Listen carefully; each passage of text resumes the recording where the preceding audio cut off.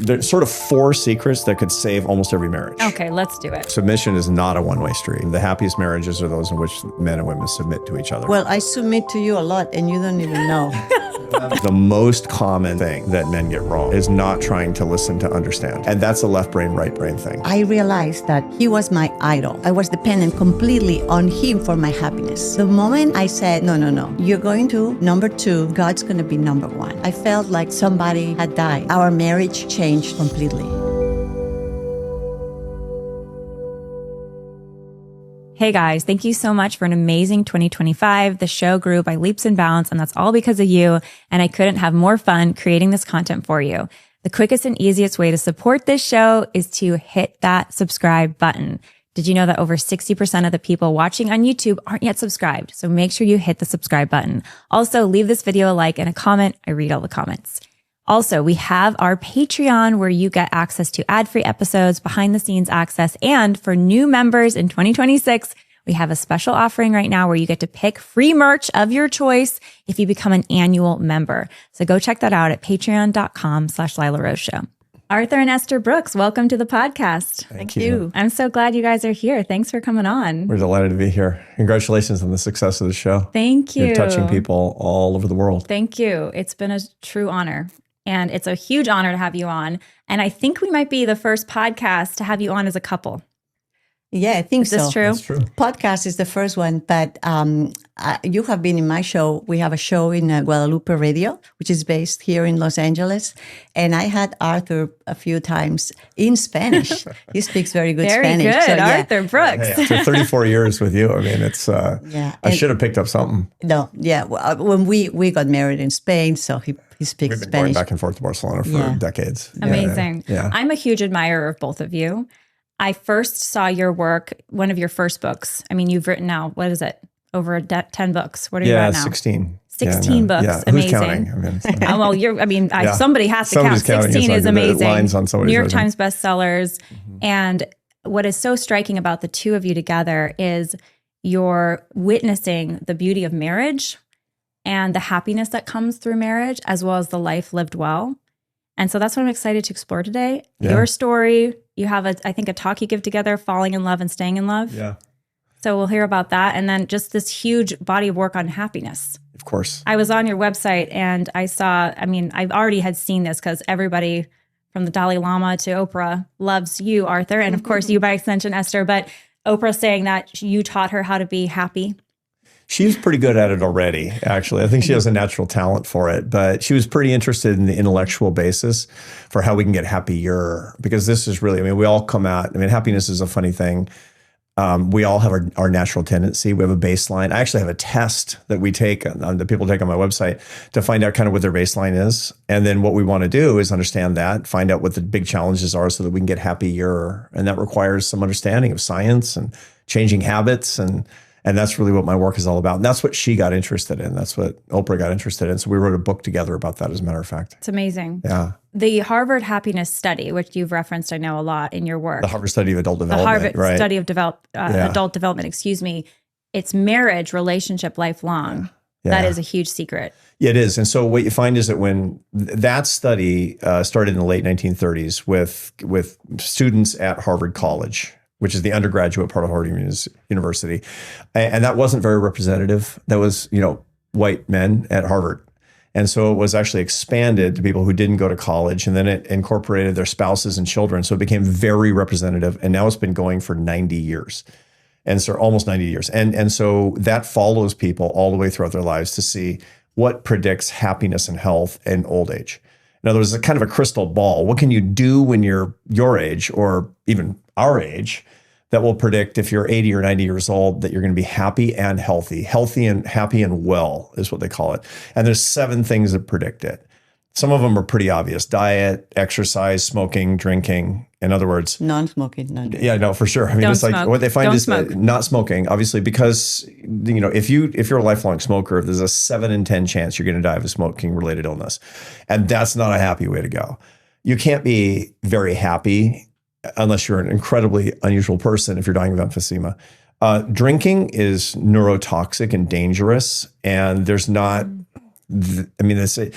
The old research that you have a couple of glasses of wine a day. It's wrong, is what it comes down to.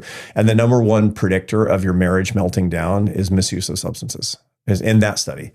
And then exercise and diet. Don't eat like an 11-year-old and, pick up heavy things and run around, for Pete's sake. I mean, that stuff's pretty obvious. But then the last three are keep learning, keep an active mind. Reading is super helpful. So people who are curious and learn, they're much happier and healthier. Find a way to deal with your problems. Get good at some way of dealing with your problems. And so everybody's thinking, well, get a psychoanalyst. No, not necessarily. Get a prayer practice. That's the best possible way, as a relationship with the divine. It's like actually your friendship with God. But get good at it. You got to practice it. And last but not least is love. Happiness is love, by far the most important and by far the most frequent, successful example of love leading to happiness and wellness is a long-term marriage. Was that, though, of all of those different 7 qualities, love was would you say the pinnacle, the most important? Washed everything else out. It washed everything out of the water. It's like happiness is love. Is what it comes down to. It covers a multitude of sins. Yes. I mean, it's biblical, of course. But the whole thing is like, even if you're a lifelong smoker, don't do that. If you're married happily, then you're... I mean, it's just so critically important. And, there's some people who aren't. And there are people with religious vocations, for example. And there's some people who just never find the one. Right. Some people who have unsuccessful marriages. I get it. I live in the world. Those people can be very, very happy with extremely close personal friendships. So it's love. And then, of course, the best you can get is when you're married to your best friend, which I am. It looks like you guys are. Yeah, totally. How many years married, Esther? 34 years. We had a very interesting path in our marriage. We met in France. We were both musicians at the time. And after that, we just found out, if you want, we can tell the story. I'd love to hear the story, because this is the falling in love and staying in love to be happy for life. I mean, it's a quixotic tale, to be sure. Yeah. Right. Yeah. So it was 1988. I mean, it sounds really far away, but it was 1988. And we both met in Dijon, France. I'm originally from Barcelona, Spain. He's from Seattle, and we met at a brass festival. We were both musicians. I used to play the trumpet. He used to play the French horn. And he was on tour in Europe, and I came from Barcelona to Dijon and to the Burgundy region, and we met there for a few days. He has talked a lot and wrote about how the first time he saw me. So you should say that. I'm not going to say that. It's embarrassing for me to say it. But anyway, we met, and we met in the summer, and then around Christmas, I went to visit him in New York. Crucial detail. You spoke 0 words of English. I spoke 0 English. Charming. And I spoke no French, no Spanish, no Catalan. But he loved you. But it was like we were, I was a 24-year-old. Yeah, we were very, even though we didn't speak the same language, there was something, the best way to explain it, I always say, when I was with him, even though I didn't understand what he was saying, but I felt at home. You know that feeling that you are at home, that you are not, you feel so good to be there. Safe. Exactly, safe at home. So anyway, after that summer, non-speaking, not communicating in a normal way, it was mostly signs and a lot of laughing.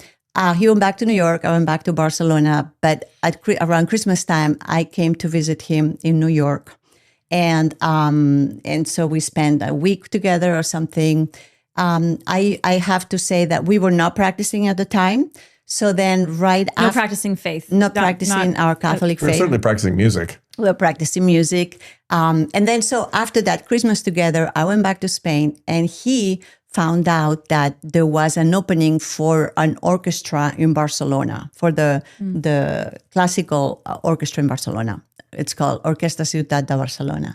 And so he said, I'm going to apply and see if I get the audition. And he actually got the job. And a year later, long story short, a year later, we were living in Barcelona. So after that, we lived together for 2 years. Took me a while to close that deal. It took me. Were you trying to close the deal the whole time, or you were still? I knew we were going to get married before we spoke the same language. I knew this. How did you know that? Because I don't know. It's funny. Yeah, and that's the same thing. Like I felt at home. Yeah. You knew that I was home too, Yeah, right? yeah. And that's how you expressed it. Yeah. But I came from a culture of very secular, ethnically Catholic, but non-practicing, and they're like, you live together. You should never marry because you never know what's going to happen. That was my thinking. But I knew I wanted to be with him. So I never thought about getting married because that was not even in my background. My siblings didn't get married. My friends, nobody got married. But Europe is so modern. Yeah. It really is. It really is so modern. But, the whole idea, you didn't have anybody who was saying that marriage is the pinnacle of how a man and a woman can love each other. I never heard that. But and there was no sense that it was sacramental. So I was raised in a strong Christian home. And I knew I was Catholic or no, I was actually Protestant? Evangelical Protestant. I converted at 16. Wow, at 16. Yeah, I had a mystical experience at the Shrine of Guadalupe as a teenager. And okay, sorry. Can we hear that really quick? Well, I mean, I was on a music trip. I was a super serious musician. That's all I cared about was music. And I was on a music trip. What instrument? French horn. And I was at the Shrine of Guadalupe. They were marching us through just for tourism. And you've been there. To the Basilica I in have Guadalupe. not been yet. She's on our wall here. Yeah. I adore her. I've not been yet. We almost went this last fall. We weren't able to go, but we plan to go. You got to. I mean, so I have a huge devotion to Our Lady of Guadalupe, and she was looking at me, and I was Protestant. I mean, it meant nothing to me, but I couldn't get it out of my head, and I discovered at the age of 16 that actually I was 15 at the time, and I went back to my home in Seattle, which was where I grew up, and started the process of conversion. My parents thought it was, well, probably better than drugs, and they had a lot on their minds, and there was and I wound up going to the Catholic Church. I didn't know any Catholics, as a matter of fact, but I was really home under those circumstances. But the whole point is, I was well formed in a Christian home, and what do? You fall in love, and when you're in love with a woman, you marry her, and then you have a family, and that's what happiness comes from, is that kind of love, that kind of institutionalized love, is that belief. I've got a comment before we go into when we get to the marriage and then the staying in love for 34 years. You saw Esther and you fell in love and you were just ready to go. And you saw Our Lady of Guadalupe in Mexico City, and you sounds like you fell in love and you just thought, whatever this is, I want to commit to the greater picture of faith here. No. I mean, and now, of course, after many, many years, and she's my spiritual director. She's my guru. She's my Our Lady leader. of Guadalupe. No, her. This one. Esther. Yeah, Esther. Well, after and Our you Lady love of Our Lady. Guadalupe. Yeah, totally. And Wow. but part of it is that life is about understanding and making commitments. And it's not like I'm some sort of weird arch person, right? I commit to anything on the spur of the moment. You get to choose once. But really, it's a question of discovery. It's not a question of invention. It's funny because there's these two, as a behavioral scientist, I study entrepreneurs a lot. And there's two schools of entrepreneurship. One is the invention school and the other is the discovery school. So did Steve Jobs invent the iPhone, or did he discover the iPhone?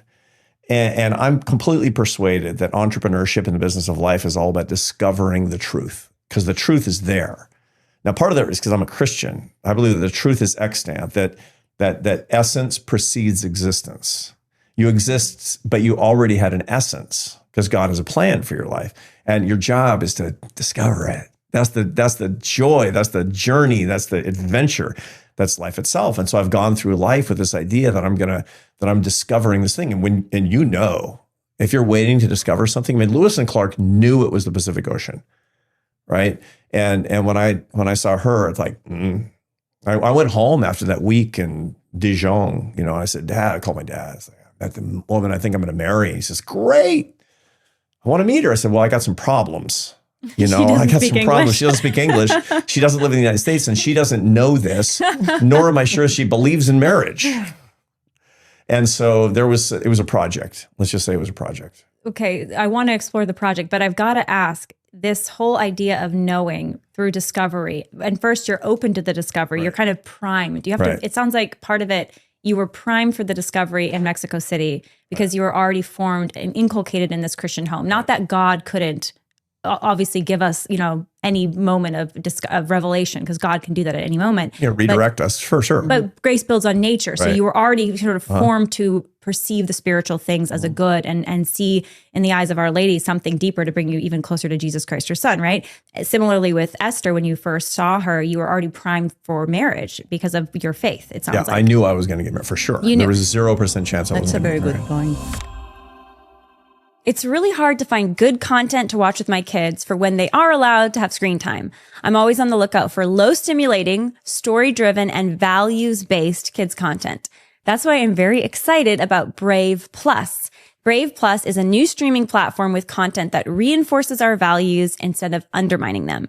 Every show is vetted by real Christian parents, not only to screen out messages that are harmful, but to also avoid overstimulating video content that's linked to mental and behavioral issues.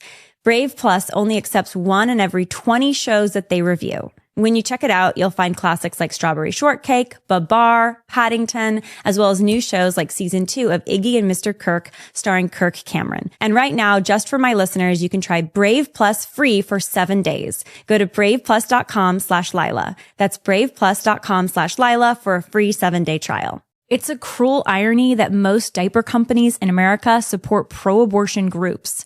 Every Life is America's only pro-life baby product and feminine care product company. Every Life offers best-in-class diapers, wipes, and other baby products, as well as their brand new women's line with pads and tampons made with 100% GOTS certified organic cotton and breathable, seamless period underwear. These are the products that I use for myself at home as well as for my babies. Head over to everylife.com/Lila today and use my code Lila for 10% off your first order. Support babies and mothers and sign yourself or a loved one up and their baby today over at everylife.com/Lila. There was a 0% chance I That's wasn't a very going to get good married. point. But I want to ask both of you this, because it sounds like you also had this feeling of he's home, even though you weren't fully realizing what that looked like. So many people, when they are maybe even open to marriage and they're dating, or they're just, it could be a job search either too, or a calling, like what is my calling? What is my cause? Certainly, what is my relationship? There's confusion because they meet someone, they think there's a spark or there's something special, then it's totally all wrong. They meet someone else, there was no spark, but then they sort of get to know them more and they're like, this is all right. I think this idea is very beautiful of you see someone you know. Right. And it's so simple, it's clean. Right. There's this vision there and confidence, but very few people, maybe not very few, but not many people that I talk to have that experience. Well, why is that? Well, particularly today, right? Yeah. And so I would say 2 things. A lot of times you think that that's what it is, and it isn't. That's possible too. You say, oh yeah, because we get infatuated with somebody, but that's the wrong person. That can also happen. And sometimes I think that that's what I see with the young people that I know and I talk to. There's a fear of rejection. There's a fear of failure. And that kind of paralyzes a lot of people.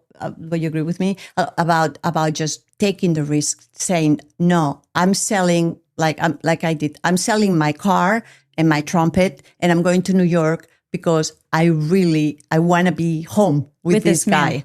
And I was not a religious person. I was not, but I had that thing, and I took a risk. And I remember when the plane landed in New York, this young girl, 25-year-old from Spain, never been in New York. And I was thinking, is he going to pick me up? If he's not picking me up, what am I going to do? I was thinking, so it was a risk. I mean, I was not going to die. I would have done something, but I didn't speak English. I didn't know and he told me he was going to come, but he told me over the phone, and we didn't speak the same language. No cell phone, right? No cell phones. No, of course. That was 1989. No, 1988. 1988. Yeah. So no cell phones. I had a cousin who spoke English and spoke to him and told him, if you're not there, I'm going to come and get you. Basically, that was my. So there's 2 things. There is a risk. You can make a mistake. I could have landed in New York and he had not been there. And then, okay, so you move on. I was prepared for that. You know what I mean? It would not have been okay. I would have been heartbroken, but I would not have died, and I would have come, after that, and it would have been okay. And I knew that in the back of my mind. I knew there was a risk, and I was willing to take that risk. And the same thing with him. He took the job in Barcelona and moved to Barcelona. That was a risk, and it could have gone wrong because perfectly. Of course. But it's okay, because even when things go wrong, you learn from it. You just get better, you get stronger, and you should never stop trying. That's your life right? as a startup. Yeah. I mean, your life really is an enterprise. You're the founder of the enterprise that's your life. That's what God lets you do. And the idea of not treating your life like a startup, what a waste. But that requires a bunch of risk. I mean, you're an entrepreneur. You've got a business that you're running here. I mean, this doesn't, the Lila Rose podcast doesn't run on whale songs and happy thoughts. I mean, it's a business. And that's a risky thing to do. But I need happy thoughts to keep it going. Again, lots of prayers, folks. Yeah. But, that's really an important thing, because that's part of the adventure. And I think this is a big cultural shift that we've seen. So I now teach 20-something. So my students are all graduate students at Harvard. And they're MBA students and Masters of Public Policy students. So they're on average 28 years old. And life is quite different than when we were in our mid-20s. Back then, I mean, we found all kinds of technological ways and cultural ways to defray the risk that goes into every part of life, including the risk that comes from building your life from love up. The foundation of your life is love. It was riskier in the 80s and 90s. It was a riskier business. And, one of the problems with a lot of dating apps, for example, which are getting better, to be sure, but one of the problems with them is they're dedicated to taking risk out of the experience. And when you de-risk your life, you also de-adventure your life. You make your life, there's less risk means less reward. That's a problem. This is so compelling. And we talk about dating and relationships on the show all the time. We even have dating panels. We're doing a call-in show now. So this is like the topic, right? Yeah, totally. But you are entrepreneurs, both of you, and you were entrepreneurial, like you were saying, in love. And that meant willing to take big risks for big rewards, knowing it might not pan out. And then you were going to keep moving. It's not like you were going to give up on marriage or give up on love. You're going to be heartbroken in New York, or you're going to go to Barcelona and be the girl doesn't want to marry me. Yeah. This isn't going to work out. And then you're going to have to keep trying. Totally. I think the fear most people have just getting into marriage to begin with today is the fear of the risk, right? Uh-huh. All of the risks. And so, to your point, you de-risk, then you also de-reward. You lose the lower, without the possibility for the low, you lose the possibility of the high. But at the same time, what about the role of prudence in all of this? Well, prudence is funny, right? Because that's Joseph Pieper, who writes the 4 Cardinal Virtues, and every serious viewer and listener to this show needs to go read the 4 Cardinal Virtues of Pieper. And the first of those virtues in that book is prudence. Prudence isn't being cautious. Prudence is choosing the right path at the right time, is reacting in the appropriate way. That's choosing what prudence means. Choosing the good always to see the picture and to just say, what is the good thing to do right now? So it's not just prudence does not eliminate risk. No, or do what's most safe. It's not being overly cautious. On the contrary, we have 2 of our kids are military, 2 of our kids are U.S. Marines. And, they teach them to be incredibly prudent, which sometimes means going and kicking down that door.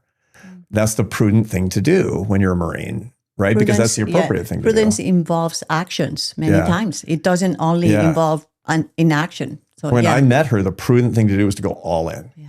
To go all in. That was the prudent thing to do. Because otherwise you would have lost an opportunity to something really great. Thinking about it today. And that's not prudent. Yeah. I'd be like, And this idea that there is a path for you, that there's a plan for you. There's that's the underlying sense of the supernatural, which even though you weren't religious, you had a sense of the supernatural. You had a sense of an antenna to the divine that would only be on when the circuit was closed. And the circuit is closed when you have this marriage, when you have this relationship. Yeah. I've got to ask, had there been a risk that either of you had taken in love before each other, where it didn't pan out, obviously, but it showed that you were willing to take the risk? Or did you, by God's grace, really, the first risk you really took was each other? Huh. I had a boyfriend before. I took a risk. Super long term. Yeah. It didn't work. Didn't work out. No. Yeah. And you were heartbroken. I remember when we broke up, it was the end of the world that day. or that week. I remember. And my sister taking care of me and the whole thing. Yeah, I remember. But then He's like, there's someone better for you. Yes. Did she say that? No, my sister didn't say that. but it is the truth. Yeah. And it happened. You had other relationships. Yeah, it wasn't like this. But It nothing wasn't like serious. This. It wasn't like this because it wasn't the one. This It was your never the biggest one. risk and your biggest Oh yeah, reward. this was. I never met the one. Yeah. Wow. Yeah, for sure. And again, I'm a lot more binary in my thinking than she is. She's a lot more shades of gray, and that's actually quite common between men and women. Actually, that women are they're a lot less binary than men are a lot of the time, which is one of the ways that we're so complementary and so important that we be together. It's one of the reasons that people are often very unhappy when they're not partnered in this particular way, because there's not somebody to complete you. There isn't partnered in a way, male, female. Yeah. In marriage, for example, you're supposed to complete each other. I mean, that's biblical, but it's also psychological. It's biological. That's the case. And one of the reasons for that is that men have a much more developed left hemisphere of the brain, and that's more sort of logical, binary, black and white thinking. And women have a much stronger right hemisphere of the brain, which is shades of gray, mystery, and meaning. And you got to have two hemispheres. We all have two hemispheres, to be sure. But this whole idea that she's the right hemisphere, I'm the left hemisphere, sort of metaphorically speaking, the corpus callosum, the connective tissue between the hemispheres, that's our marriage. That's how we're really linked together. And so, one flesh. For me, as a scientist, one flesh means our brains. Our brains, or we got one brain. We're one brain. And also, we have qualities that are different. Like men and women. That's another thing that I believe is a problem for people to find their spouses, because it seems like we cannot say that men and women are different, and we have different qualities, and we have and so we are supposed to find the person that complements us, right?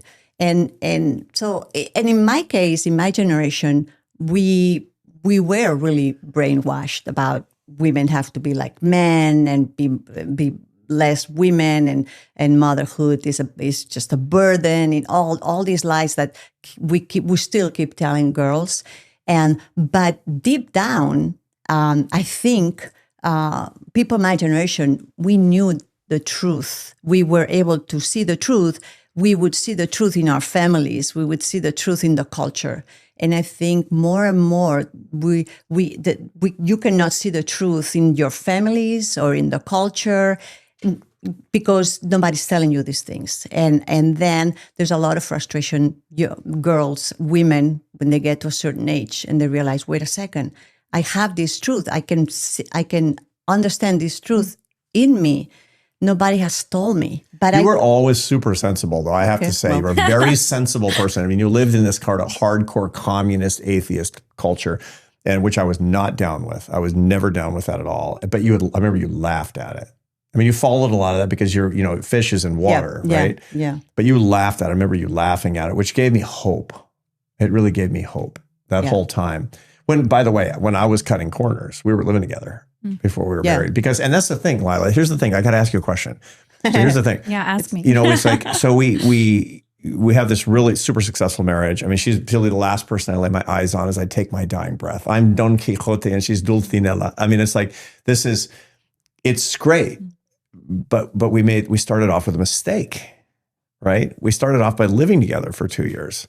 How does that work? How is that possible? And look, if I had said, no, honey, we're not going to live together. We're going to do this the right way, the way that I was raised. She would have said like, see ya. Wow. So, well, I don't know. I don't know what we don't know for sure. I know you. I know you. I know you've been like, what's up with this? Our Lady of Guadalupe would have appeared to her. But I don't know. I mean, how does that? We don't know. We don't know how to deconflict that. After 34 years, we still can't deconflict that. As we've talked to our kids, I mean, our kids know, and we tell our kids, no, that's the wrong way to do it. I mean, we got the resurrection because of the crucifixion, and we got the crucifixion because of the fall. It's like the oh happy fault. I mean, yeah, that's the whole story of all of our lives, yes. right? To any degree, is that we sinned, and then God brings about a greater redemption and a more perfect plan, which is crazy. That's God's economy of grace. And also you didn't. Well, you knew, but you didn't know. So you knew don't have sex before marriage, but that wasn't you weren't really raised with that. It sounds like. You're Not like, at this all. is That was actually completely foreign. this is the This right is thing like, to this is the do. right thing to do. Just go with your feelings, with your Right. more desires and whatever. With that's how we still. But still, like I still have my family, my siblings, my friends. They all live like this. Wow. It was so for me that was so great that I had him who would just like take me away from that so that I could grow in my relationship with God and they all laughed at the American. and they all laugh at me. I mean, oh, you're married. Oh, you go to mass. Oh, okay. Say little hi to Christian. God. Because the whole plan, the master plan was get married and then we're going to raise our family Catholic. That's the plan. But it was a staged plan, and it wouldn't have been all at once. It would have been impossible. So I cut corners. But that was the plan. And so we moved back to the United States after we got married. We immigrated together. But you forgot. So then we lived together for 2 years. Yeah. And then one day he came home with a ring and he got on his knee and he asked me to marry him. And I remember he was shaking. He didn't know I was going to say no. I was like, yes. Living together and I don't know. Yeah. I mean, it's ridiculous. So because I always would talk and would say, I don't believe in marriage. We don't need to get married. We are so well like this. But then you came with a ring. By the way, it was the wrong ring. He bought, instead of buying like the diamond ring he bought a wedding band. And He was ready. He's like, we got to official. Make Anyway, this it was so official. cute. And so, but immediately I said yes. So I saw the truth. I saw that was it. And I said yes. So maybe, back to the question you asked, Arthur, which I want to hear your answer on that, because, you say, well, it wouldn't have worked. It wouldn't have worked. You said, well, maybe it would have, meaning the living together before marriage. You're saying, well, we had to do that because that's the way she was wired and how she was raised. But you're saying, well, maybe not. Maybe it wouldn't. Who knows? It's hard to say. But Hard to say. So my answer is it's a mystery, like so many other things. We were reading the other night. We were reading Job together. We read the Bible together a lot at night, and we were reading the 30th chapter of Job. In the 38th chapter of Job, Job has God in the dock. All this bad stuff happened to Job, and he remained faithful. But then he talks to the whirlwind. God deigns to have a conversation with Job, and Job says, so, what gives? Come on. I mean, it's like you were even saying to to Satan, the dark one, or whatever his interlocutor at the beginning of Job, that I was your boy, and then you did this to me. Why? And God says, well, okay, I'll tell you. I mean, you deserve to know. I mean, obviously, because you know so much, because you understand why I made the heavens and the earth. So I'll tell you. I'll explain this mystery too. It's very clear. God is messing with Job to say it's a mystery. So until you understand why I created the heavens and the earth, you're not going to sort this one out. And this is one of these weird mysteries of all these things about why something that we're not supposed to do leads to the best thing ever. Why something that we're not supposed to do leads us to live a fully Catholic life in which we're telling young people about these great sources of joy.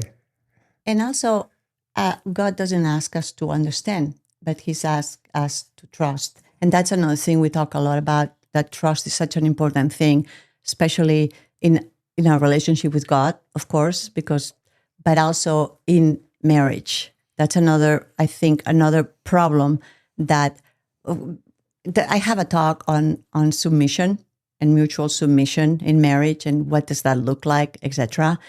And all of this is very good, but I think there has to be a base of trust before you can build and you can love like completely sacrificially in a marriage.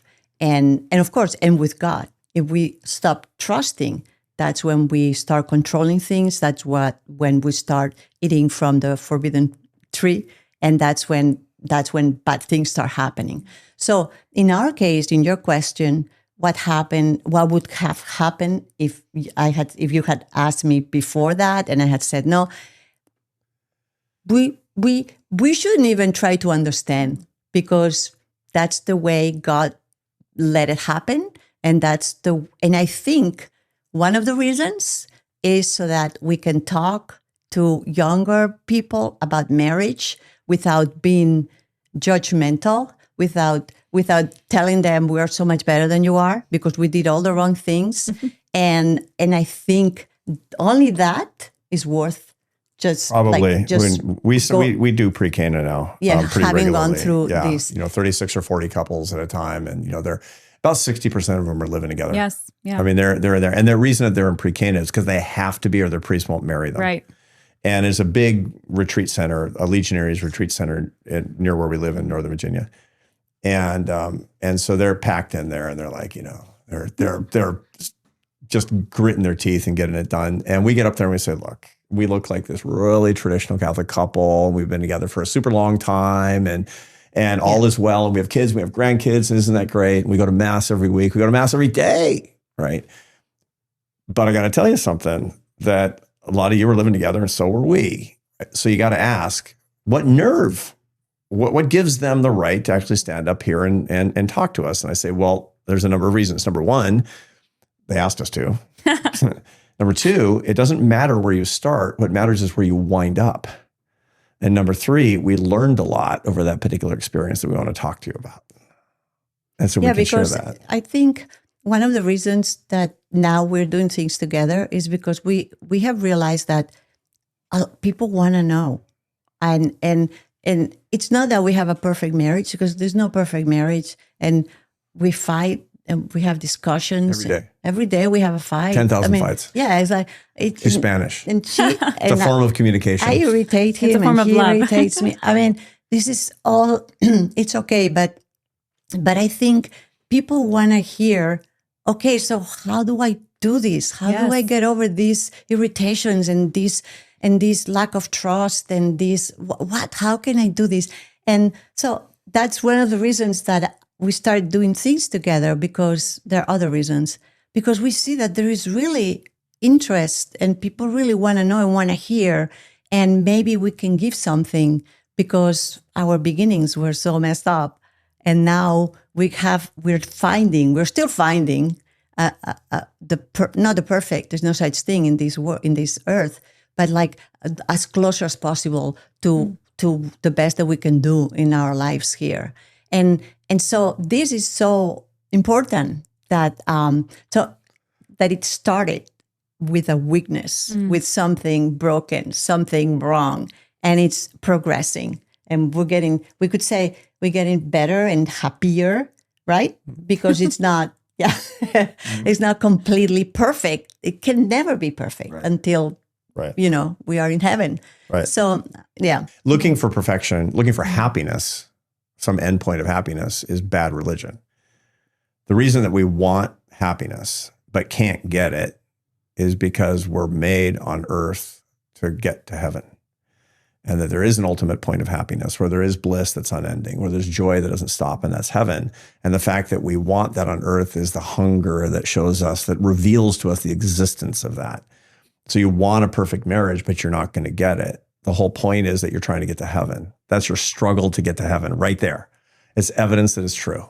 And the perfect love and communion that we get in heaven. It's like the culmination. Love, being back to the happiness study. I know it has the other name that I didn't get earlier, but anyways, the end game is love and being loved and to love.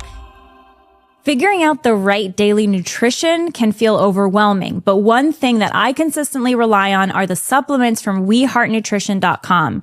I'm a huge fan of We Heart Nutrition. It is a pro-life, family-owned business that donates 10% of every purchase to pro-life causes. We Heart Nutrition makes premium research-backed supplements here in the USA for men and women at every stage of life in the supplement's most bioavailable form for maximum absorption and digestion, from preconception to pregnancy, postpartum, menopause, and more. I personally take the postnatal supplements and have been taking them since I gave birth to our last baby, and it has helped me feel healthier than ever after my last pregnancy. You can take We Heart Nutrition's 2-minute quiz to figure out which supplements can best benefit your state of life at WeHeartNutrition.com and use the code Lila for 20% off your order. That's WeHeartNutrition.com and use the code Lila for a full 20% off your order. It's no secret today that pornography use is rampant, and often men and women feel like they are stuck in a habit of use. Covenant Eyes is the #1 tool for overcoming pornography use and has been empowering millions of people to live porn-free for over 25 years. Not only does Covenant Eyes software completely remove adult content from your devices, but it also fills that void with a community of accountability partners to walk with you on your journey. So if you are a man or a woman looking for help in the fight against pornography, or you have a loved one, you can go to covenanteyes.com and use the code Lila for 1 free month trial. That's covenanteyes.com. Use the code Lila. Join the movement to be free of porn for good. Back to the pre-Cana and what you said, something that you said, Esther, about the forbidden fruit and that temptation of not trusting, because that was at the garden, right? Adam and Eve in the garden. Yeah. And Eve just didn't trust. The snake is like, you're going to get all these special powers. Yeah. And why did he tell you that? And she's like, yeah. And so it was a lack of trust that was the cause of the first sin, right? Yeah. And that really toppled the whole, the whole peaceful harmony that we had in the garden with God. We walked in total harmony with God. And then we have sin enter the world and death and all the curses. But it was a lack of trust. And so back to that couple, because again, we talk on the show, we have this comes up all the time, not just hookup culture, which is more of an extreme, but yeah, cohabitation. Most people today live together before they get married. And they think, well, it's not a big deal because we're going to get married. I think about personal friends of mine. They're like, it wasn't a big deal. We're going to get married. So let's just focus on that in the future. At some point, we're basically married already. It's like common law, in their minds to some degree. But that marriage certificate does matter. And most importantly, the marriage before God matters. That this is whether it's a natural marriage or it becomes a sacramental marriage, that this is for life, you and me, exclusively, permanently, until death do us part. And so I'm curious if you have a message for people about maybe one more thought for especially people that are either younger in the situation or people that know people that are like this, where they think, well, it worked out for you guys, right. Totally. They're crushing it. Like, look, they're in love. Like, it's so beautiful. Yeah. And, so let's not make too big of a deal over this morality thing about sex before marriage, because Christians can get too hung up on this morality thing. Yeah. Well, okay. So in order to answer that, can I answer that question? Yeah. I'll do the science. You do the way you're going to say it, and I'll tell you the data on this. Okay. So then I would like to go to that place, that point where he asked me to marry him. And then I said, yes. But then I said, but not in the church. And so we got married in the Justice of the Peace. I was not there yet. I was slowly, he was bringing me, but I was not there yet. Okay, so we got married in the Justice of the Peace.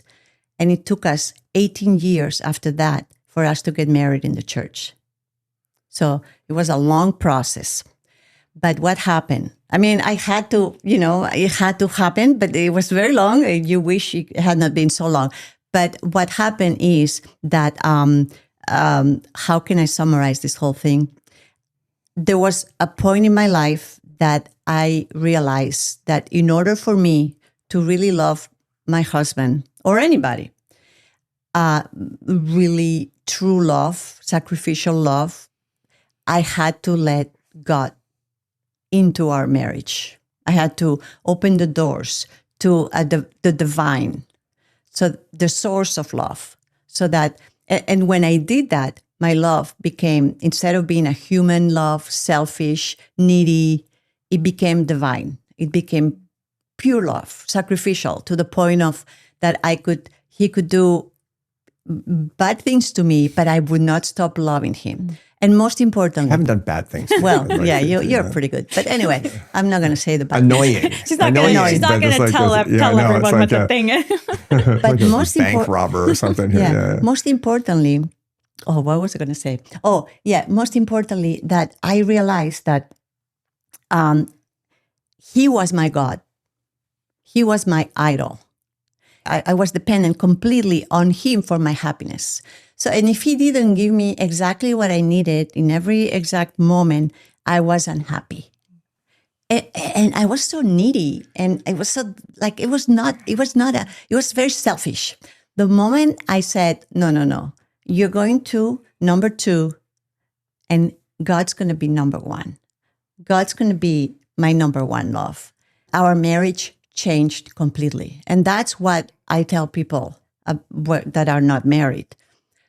This is that love, like married love is not just a mundane thing. It's something. It's the closest thing to the love of the Trinity, to the love between God and Jesus, and especially because that love creates fruit and brings fruit And anyway, so the moment we let this happen, and then what happens is I don't need him to be happy.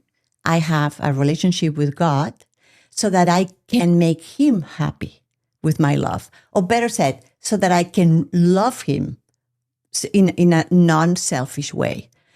And that doesn't happen suddenly one day. You say, oh yeah, okay, that happened. No, this was a process. But I remember that it was kind of like like a death. That false idol that I had with him was dead. And he was your idol. He was my idol. It's incredible as that sounds. This is after 18 years of marriage. After 18 years of marriage. And you had kids too, everything. I had kids and everything. Yeah. Oh, yeah. We had kids. And what inspired this new... Well, she was going to Mass already. Well, she was. Yeah, but it was a very slow process. It was not just it was a one very day. gradual thing. Very gradual. I mean, it's like a lot of evangelical Protestants, my background, they believe in this kind of like road to Damascus experience. Yes. No, one and done, that. and you take Jesus into your heart, and that's it. Nothing is no. It's this constant this like unfurling of the born again experience, which is every single day when you're Catholic. I know that you were praying a lot. Oh yeah, no, and I was resentful for years because when we moved back to the States and we started having children, and I was going to Mass, I said we're going to have a Catholic family, and I was teaching the kids their prayers when they were little, and I was taking them a lot of times you didn't go. And they would be like, "Oh, that poor man, obviously a widower with his children." You know that. So you would take the kids to Mass on Sunday, and you would stay home. I would go for a run. Where you'd be like, "I'm not doing this." Was it kind of a sassy thing? This is my Sunday. I can rest. Yeah. No, you take them, and you knock yourself out, man. Yeah. If this is what you're going to do. It was bad. And I remember I was one. And 18 years of that. Sorry. No. It was in the middle. Little by little, you were going more. and more. Later, I started going on Sundays. I convinced her to send the kids to the Heights, which is an Opus Day school in Maryland. And it's great. It's great. It's great because they evangelized the entire family. They were on my side. Yeah. I remember. They're like, Mom, come to I know. The first day that I went to Mass on Sunday Mass, my kids were telling everybody around us in the pews, my mom is here. So it was like, How old were they? How old were they at that time? How old were they? Like I don't 2 know. and 4 or something. It was before our daughter came along, as a matter of fact. Before our daughter was even with us. Yeah. But they, I remember in the prayers of the faithful where the priest, they give you, you pray with as a congregation. And then at the end, the priest says, and now we pray for in the silence of our hearts. And they always give you 1 second. I'm like, hold on, Father. I need time here. And it would always be bring her home, bring her home. Same prayer, years, same prayer. And finally I got this answer. It was the funniest thing where God said, stop bugging her about me. Just keep bugging me about her. Wow. Right. And so I just kept bugging him about St. Monica's. her. I know that's St. Monica's whole day, but she didn't say that. St. Monica said, no, St. Ambrose said to St. Monica, stop telling Augustine about God and start telling God about Augustine. So, but I was bugging God about her and I stopped bugging her about God. What did it feel like? So you would take a 2 and a 4-year-old to Mass without your wife? Yeah. And even Marina. And even when Marina came along, our daughter was 3 years younger. What would that feel like for you? You're in love with this woman. You're a family. You adore her, but there's this huge piece that's not. I kind of felt like it was just a question of time. Kind of like I felt it was a question of time before she'd marry me. I felt like these things are a question of time. I felt, and again, I could have been wrong. There could have been heartbreak involved in this, right? I realize that there's risk, but that's the startup life. Is risk. And you got to be all in. You got to be all in for the long run too. And there are couples who truly love each other until the grave and one never brings the other one in. This happens a lot. It does. I know a lot of Catholics, serious practicing Catholics whose spouses are not Catholic and they want more than anything for their spouse to become Catholic. I mean, the Vice President of the United States talked about that recently. Yes, He's he did. a practicing Catholic and they say, well, what about your wife? And he says, well, hoping at some point she'll cross the Tiber. I think that was his words, right? And he's joking. I get it, but he means it. I know that joke, man. I know that joke. And I was his age when it started to get more serious, and when these prayers can be answered is the whole point. And I had faith, and sure enough, it was the greatest miracle in my life. The greatest miracle. How did you see his faith? Was it a threat to you? Was it annoying? Was it Annoying. annoying? It was annoying. When I saw faith in other people, it was annoying. What are they doing? But we had this Yeah. experience. We had a funny kind of inflecting experience where, my own faith had developed. I mean, I had a childish faith, and then over when the kids were little, she wasn't practicing, and we had this one really very, very strong experience where Together. No, separately. Where one day I was teaching at Georgia State University in Atlanta in those days, in this office building downtown, and I was during my lunch hour. Nobody was there because academia, it's like tumbleweeds going down the halls, and it's like crickets, and I was there by myself, writing a paper, doing some academic research, now lost in the annals of time, and I found in my desk drawer my rosary, and I hadn't prayed the rosary in 10 years. Prayed the rosary in a long time. It's not that I was against it, just hadn't done it. I thought, well, I got nothing to do over my lunch break. And so I did. Prayed my rosary for the first time in 10 years. That night, it was September 13th, 1999. I went home. I was working super long hours. I was like a gnome, which is when you're an assistant professor, just desperately trying to get tenure.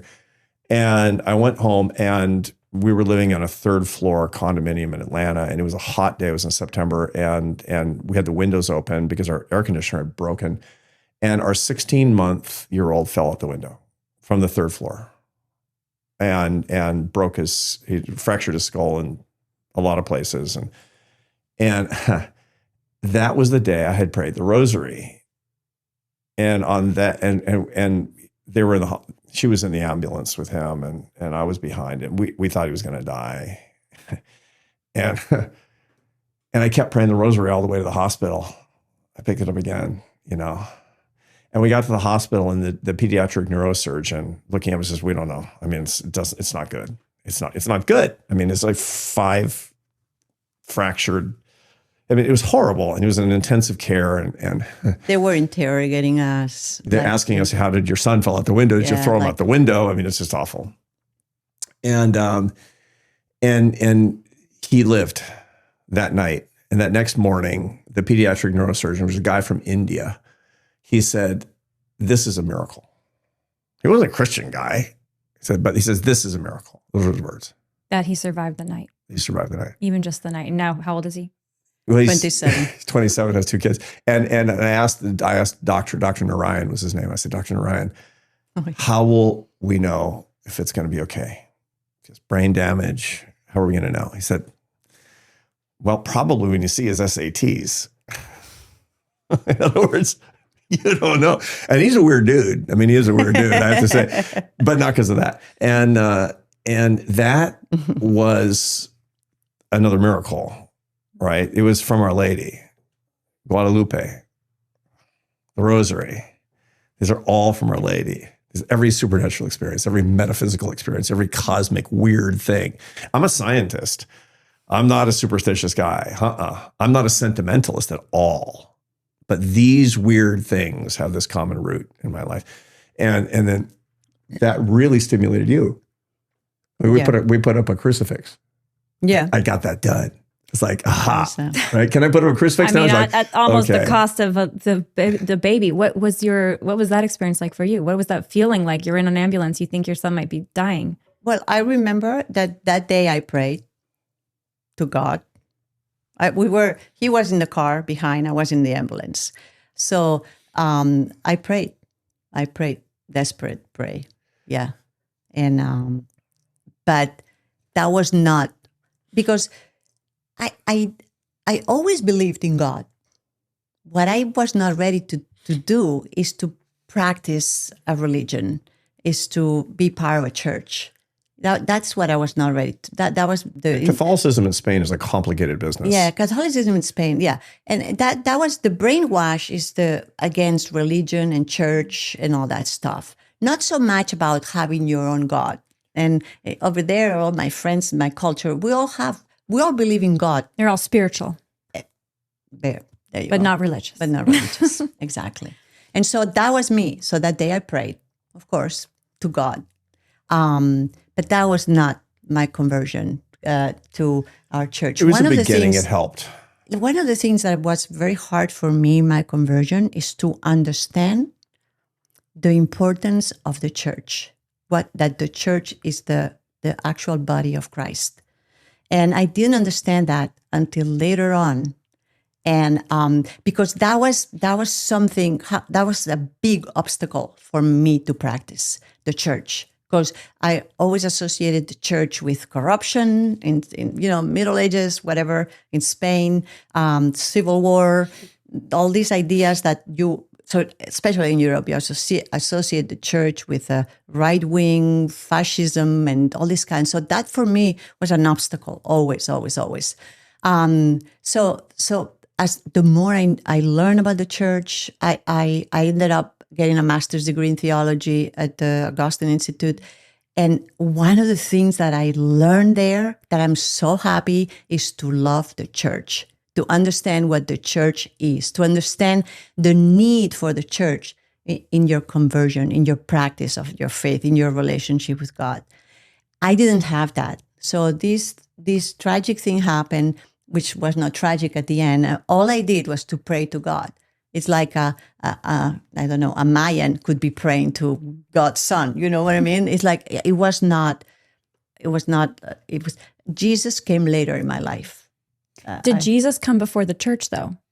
Because for me, yeah, because you were spiritual, God, and even your son's about to die, and you're praying, and your husband's very religious. He's going to mass and all this stuff. Yeah. Then when did Jesus come into the picture? Because Jesus it sounds like came in later when I started learning more about our church. So it was two and two. Jesus and the church were a team. Yes, Jesus first, and the church later. Like Jesus, I always heard was a great man. Like my mother, Jesus was a great man. I don't know if he was God, but he was a great man. So that was my idea. But Jesus was there. But when I would pray to the Father. I would pray to God. Anyway, everybody. C.S. Lewis's conversion was kind of like this too. C.S. Lewis, it says he was okay, I'll be a deist. Okay, got it. There's just too much stuff I can't explain. So I'm embrace the idea of God. But the other stuff is a bridge too far. I mean, all these things seem like they're kind of invented and all that. And then little by little, but this is little by little how you get pulled in ultimately. And this is what I always believed had to be the plan. I had this sense that this had to be the plan. That she was kind of being carried away softly on this stream, and you had to keep plodding away. There was no other way. There was no other way. There was no other way because this was my, as we social scientists say, my pair bond mate, which is a kind of a not very sentimental way to say this is my, I'm like a wood stork where you have one mate, and if your mate dies, then you're alone. But you went in eyes wide open. Yeah, I guess you so. You knew you were marrying someone who wasn't interested in practicing Catholic faith. You were potential. The potential. You married the potential. And look at her now. I know, because she's way more sophisticated than I am. When I have theological questions, I don't Google it. She's my Google on this because she knows she has graduate training in this stuff. She's laughed at me. It's a funny thing. I remember this when the kids were at the Heights at the school. And you were going to Sunday Mass. And then I realized that during the week you were starting to go a little bit more to daily Mass. And then I don't know when it happened. It was like one of these weird time warp things when it occurred to me one day, my wife is a daily communicant. Going to confession. Were you receiving? Mm-hmm. Yeah. So when did that? We had gotten married in the church by this time. This was after the 18 years. Yeah. So after the 18 years, we landed at the Heights, and I was thinking just because they were so countercultural and they taught the boys to be men. That was my thing. And he probably had other. Oh, I had very different thoughts about that. I thought. But that was my thing.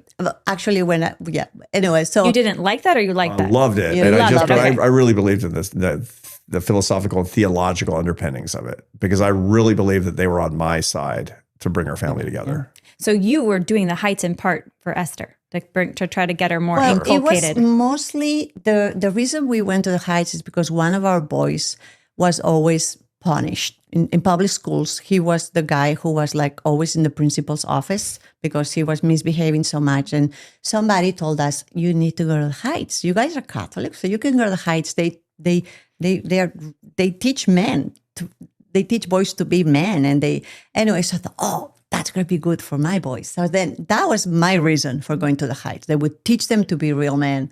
But little by little, that changed. And I kind of felt they were going to be good for real Catholic glue for our family. Yeah, that you That thought really that. reinforced that. I just Plus, went, yeah. I had a spiritual director who was a priest of Opus Dei at the time in downtown Washington, D.C. I was president of the American Enterprise Institute in those days, which is a think tank in Washington. I remember. I think we were in D.C. around the same time, Yeah. actually. Okay. I don't know if we Yeah. ever crossed paths, but Yeah. I would go to the Catholic Information Center too. Okay. Yeah, and Yeah. and so the director of the Catholic Information Center was my spiritual director, and I told him when I first got there, it's like, Father, That was the first I'm year. not married in the church, and he's like, we got to fix that. We have to fix that, like, toot sweet.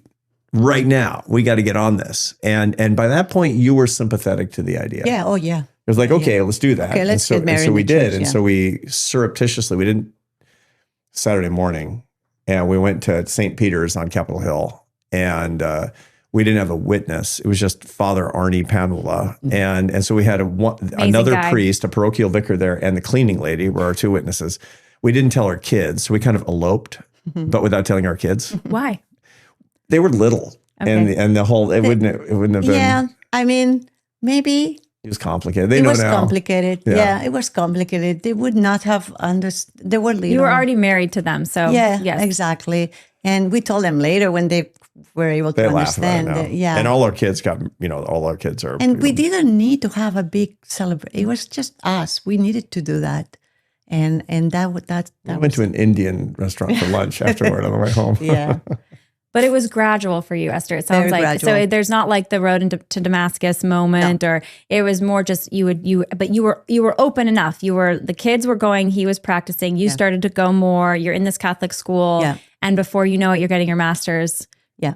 in theology, and you're like all in. You're Yeah. like daily communicant. You've been You're a just daily all in. communicant for a long time now. Another thing that I would say, especially if we want to convert hearts, is that it was, for me, it was not so much what people would tell me, it was what people would do. And I would see that joy, that people that had that trust and that belief. And I wanted that. I wanted to be that joy. I've always been a very, very, happy person and optimistic. And I'm not like a depressive personality, but I would see that in people's that had that strong faith, that joy, that they were able to, that they would love me, even though they didn't need anything from me. That to me was that was the most important thing. Another thing that I remember, like I've always been on boards, the schools, and I always been involved in whatever we do, right? And because I didn't work at the time, I had the time to do that. So we would be meeting like a committee, like mothers, the gala, whatever. And I would say it was 9:50, it was mass. And everybody, not everybody, most, would just get like an excitement. They would get up and we'd go to mass. And I said, I want that. It was like as if they were going to see their boyfriends, Like it was like, oh, it's time to mass. And they would stop everything. We were in the middle of the meeting and I said, wait, I need to call the caterer. Which one do I call? They were all gone. And I said, I want this.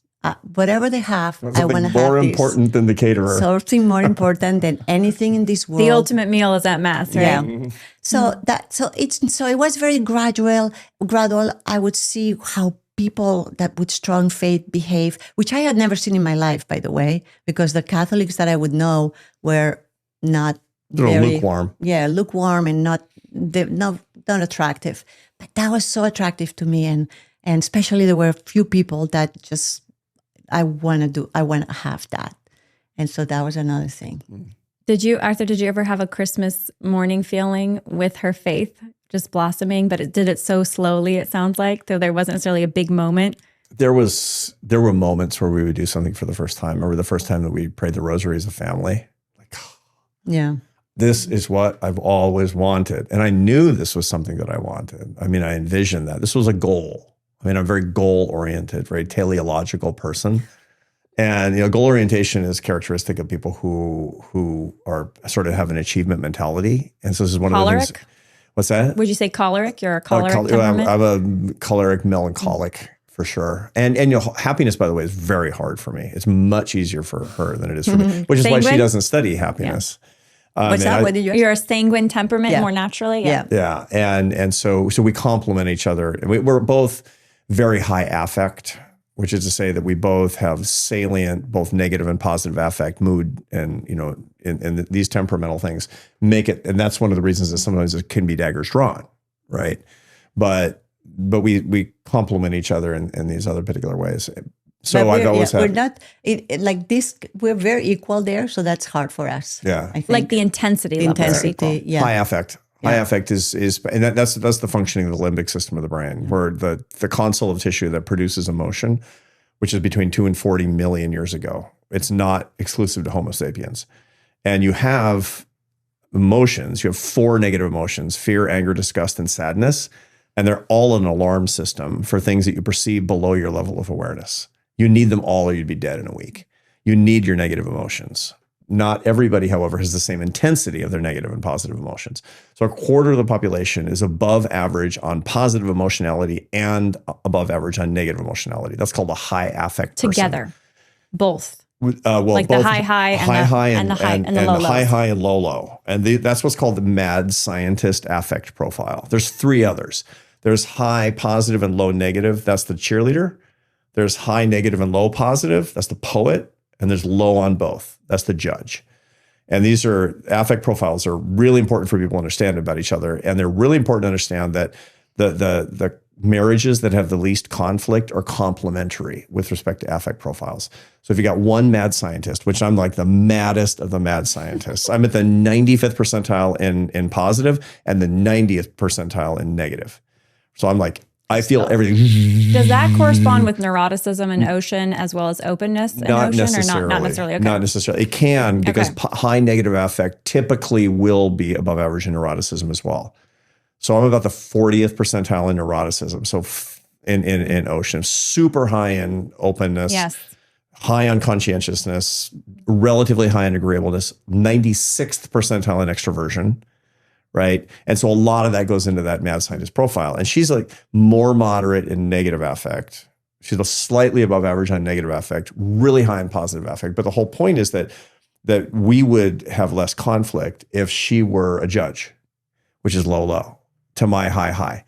Because what that would do, that would moderate me. I would bring her up and she would mellow me out, is the way that actually works. Do you recommend that? Like if you're talking to a couple that's deciding if they're compatible?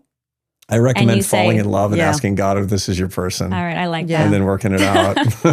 But you wouldn't say, oh, it's best, it's ideal if you have a judge with a mad scientist. You could do 2 mad scientists. Are you a mad scientist then? What would you? Yeah, you're sort of on the cusp you're halfway between mad scientist and cheerleader. Semi-sane scientist. Yeah, she has very, very normal negative affect. She has the most normal negative affect. She doesn't have below average or above average negative affect, but she has above average positive affect. But I would just say that if you have the same like high intensity that we have, then you're going to have more arguments. You're going to clash more about things, and that's okay. You can deal with it. It's fine. Yeah, it's perfectly fine. That's what I talk about with my students. They all want to know, is this the right guy for me? I'm like, yes.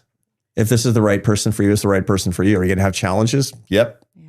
Are you going to have temperamental challenges? Maybe, but you can work that out. So what you're saying is conflict, the amount of conflict is in no way a non-starter. You can, anybody in any kind of quadrant of those 4 different types or any levels of oceans or any temperaments or whatever Divorce and anger are uncorrelated. Divorce and anger are uncorrelated, which is really, really Divorce important. and anger are uncorrelated. They're uncorrelated. What's correlated with divorce is contempt. Contempt is less driven by anger and more driven by disgust. Those are 2 different negative. The eye rolling. Yeah. And well, that's the. And believe he said that. Like, dismissal, sarcasm, derision. Yeah. So instead of, what do you mean by that? Contempt is really a mixture of disgust and anger, but where disgust makes it ice cold. And when you display disgust toward the person who's supposed to be the most important person in your life, that's interpreted as you think I'm worthless. Now, what you've said is, I think that's a dumb thing that you said, but that's interpreted. Or you can say, I'm so angry you said that. Yeah. And that doesn't mean that means I care what you think. That's a hot emotion. And a hot emotion is I care. Yeah. Say, but disgust is an ice cold emotion that something is a pathogen. So you have disgust. It's a part of your brain called the insular cortex, or the insula, is stimulated. And so it's an onboard piece of hardware for you to be disgusted by something that might contain a pathogen. So, the thing that the chicken in your fridge that made your stomach growl 3 weeks ago, now you're taking it to the trash. And the reason is because it smells weird, which indicates to your brain that it might contain bacteria that could kill you. And that trips the insular cortex in your brain. That's reserved for pathogens, not for people.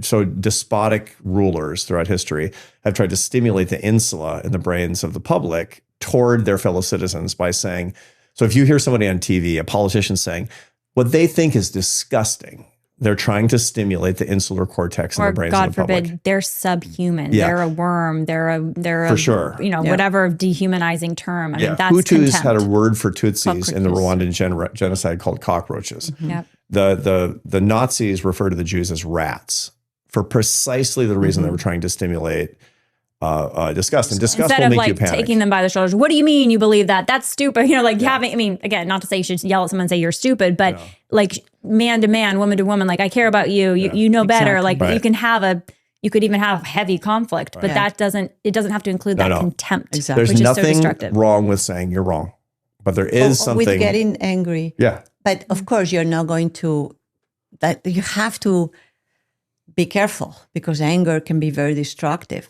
Anger can be a good thing, but it can be also a bad thing. So you would not just go and I'm not going to start insulting him or just attacking him personally or doing things. But there's nothing wrong with showing my anger. A lot of times things that make me angry. Just I talk, I say something, and he's not listening. Or He's writing a book. I was thinking about the next distraction problem. Or something like that. Yeah. Or like I'm trying to explain something, and he's not giving me clues that he's understanding. That makes me so angry. So then I get angry. And I tell him, I just want you to listen to me. Okay, so, that anger, I think it's very healthy. Instead of not saying anything and keep it, that I don't think that's good. That's, by the way, this is utterly characteristic of any marriage. Yeah. And this is the most common thing that men get wrong, is not trying to listen to understand. That's the most common thing that men get wrong. And that's a left brain, right brain thing. So the left brain is, I got it. 3 words in, I got it. Now I'm going to help you solve it. That's not right brain. She's expressing frustration from the highly developed right brain, which is mystery, which is meaning. And I just want you to understand me. Understanding is on the right side.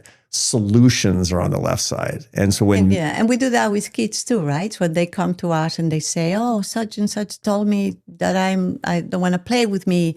So the first thing you say is that, why don't they want to play? Okay, I'm going to talk to her mom. I'm going to talk, instead of just listening, because they need that understanding, and they can figure out what to do if we just listen and pay attention, and they feel that we understand. So I think that's the same thing. Right. We all, so I don't know if women more, you too want to be understood, but to me it's very important that I know that you're understanding what I'm saying. Right. Otherwise, I feel that I'm not. This is advice I give to young husbands a lot, because it took me a long time to figure this one out. And I just wish that instead of being a French horn player, I was a behavioral scientist in those days. Yeah. I would have been a much better husband.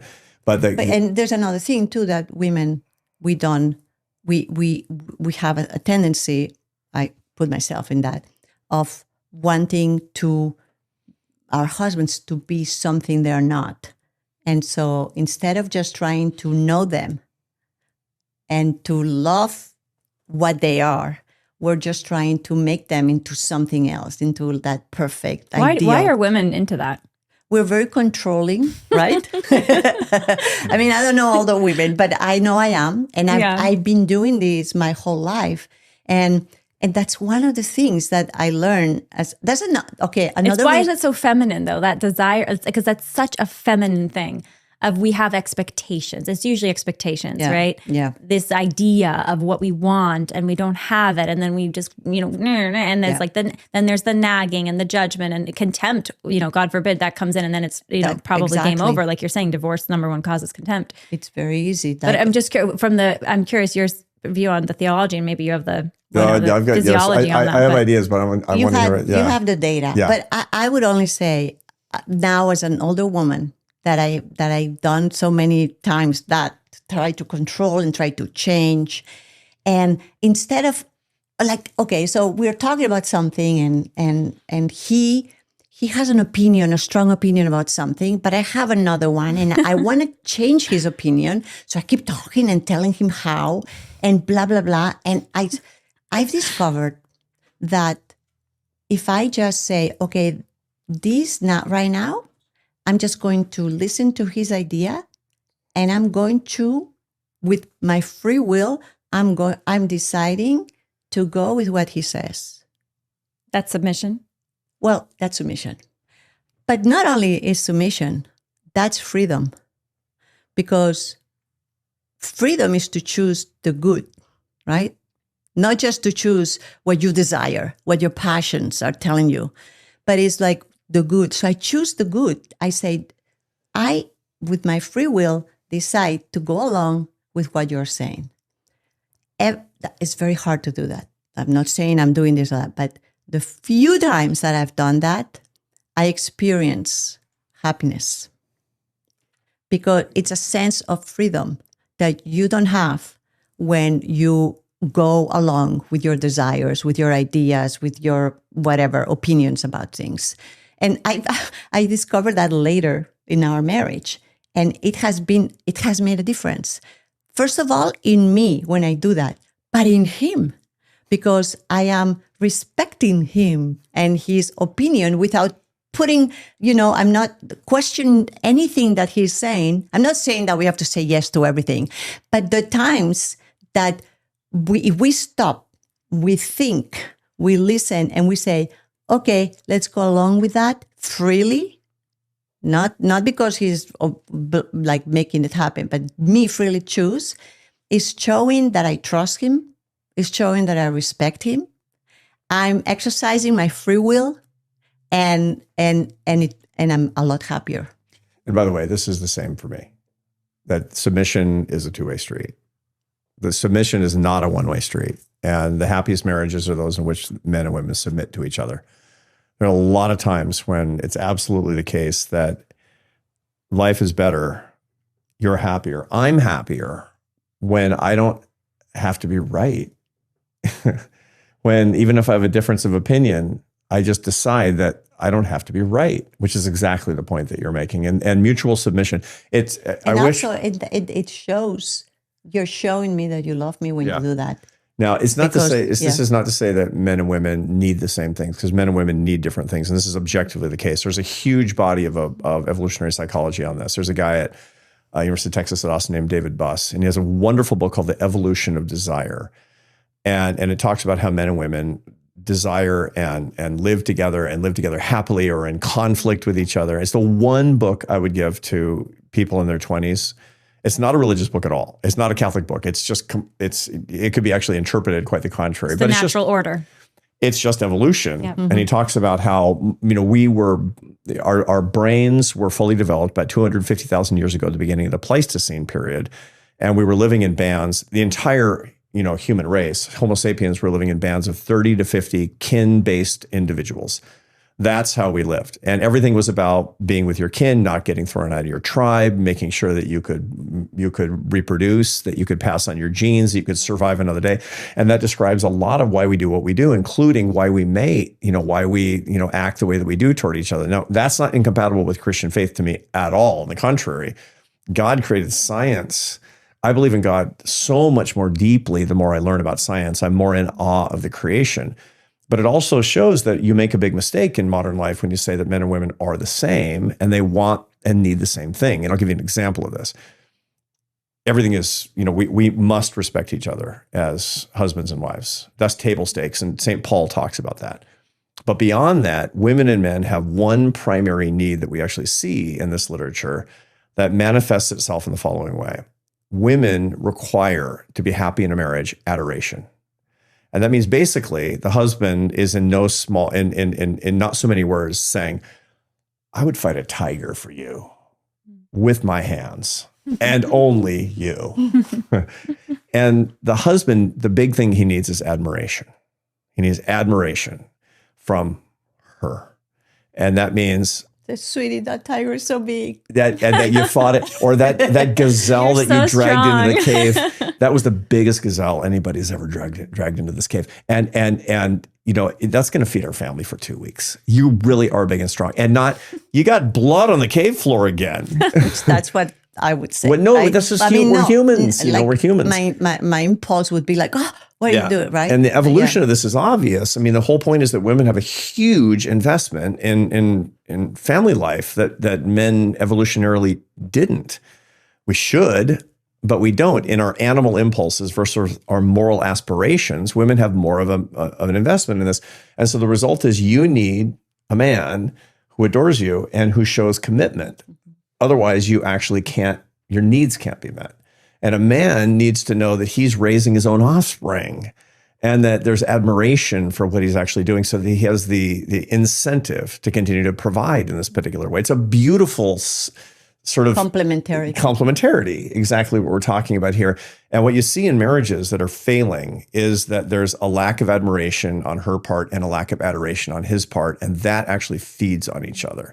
So she doesn't admire him and he withdraws the adoration and she admires him less. Now, guys come to me. I give more advice to men than women because for the obvious reasons. And guys say, okay, what's the secret, professor? What's the secret to a happy marriage? And I say, well, adore her and be admirable.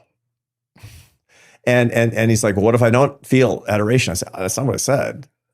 Adore her, notwithstanding your temporary feelings, because your limbic system is a stochastic phenomenon. I mean, feelings happen. This is not about your feelings. It's the Thomistic understanding of love, to will the good of the other. Adore her all the time and show it all the time and be admirable, impeccable to your word, complete integrity, always hardworking, always sacrificial.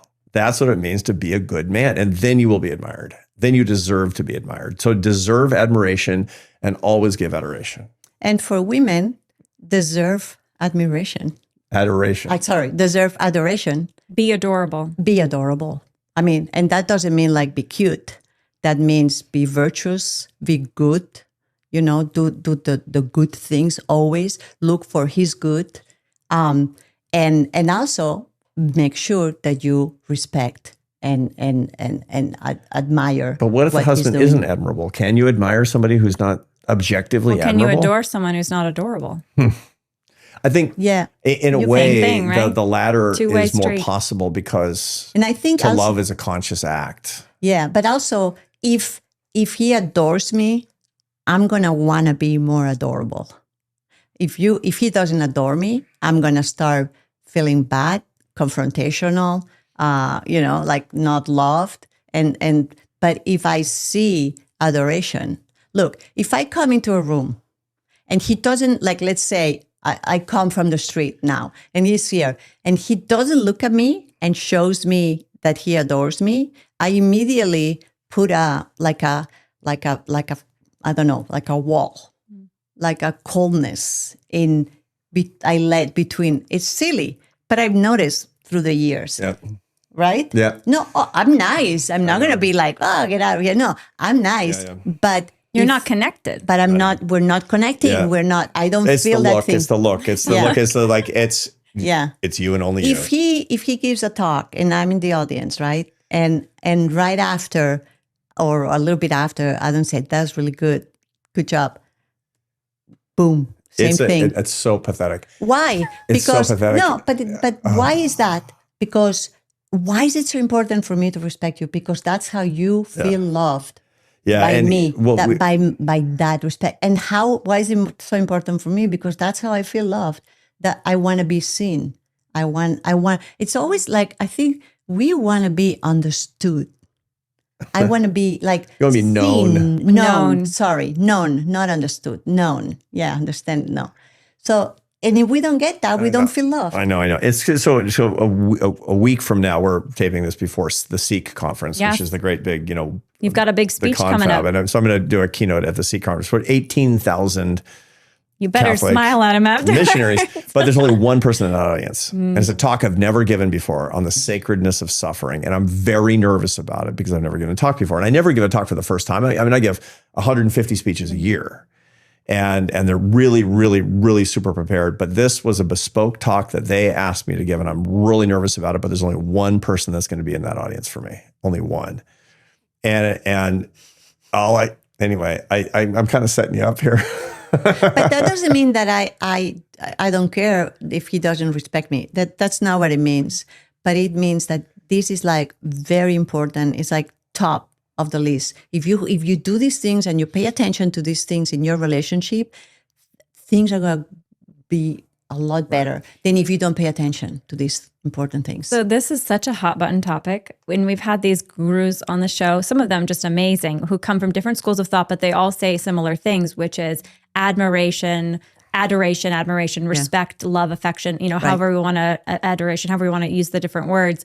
But a big question, especially for women, right? So we have men who listen to the show. We have a lot of women who listen to the show. And, men, I think, are good at doing the tough love, like you just said, you got to be admirable, like better always keep your word, like be the best ever, Catholic bro science. Yeah, which is great. For the ladies, for the women, there's so many women who feel like, oh, well, he is da-da-da. He's not doing this, he's not doing that, he's playing the video games, he's whatever the complaint is. And so what do you recommend in terms of how do we keep admiration alive? Does it have to be sincere? I mean, to your point, you were doing the adoration acts even when you weren't feeling the adoration feelings. As women, do we do the admiration? And this is for marriage. We're not talking about you owe this to a man on the street. You owe this to your husband, even if he's not acting admirable. Right. How do you show respect even when they're not acting respectable? Well, sooner or later, they're going to do something. Even if it's a little thing that is admirable. But I mean, I see with like my I'm son. a little kid. It's like, you're such a good boy. they're not a devil. Like, I see job, with my honey. sons now. My sons, right? I have Yes. young sons, and so they make mistakes, and they do. But if there is one thing that they do good, so then you encourage that. You just go there. You admire there. Oh, that's how they admire me. It doesn't, because we're all imperfect. And I think harder of that is, how are we adorable? Because we're so nagging all the time. So I think it's like we both have a difficult thing to do.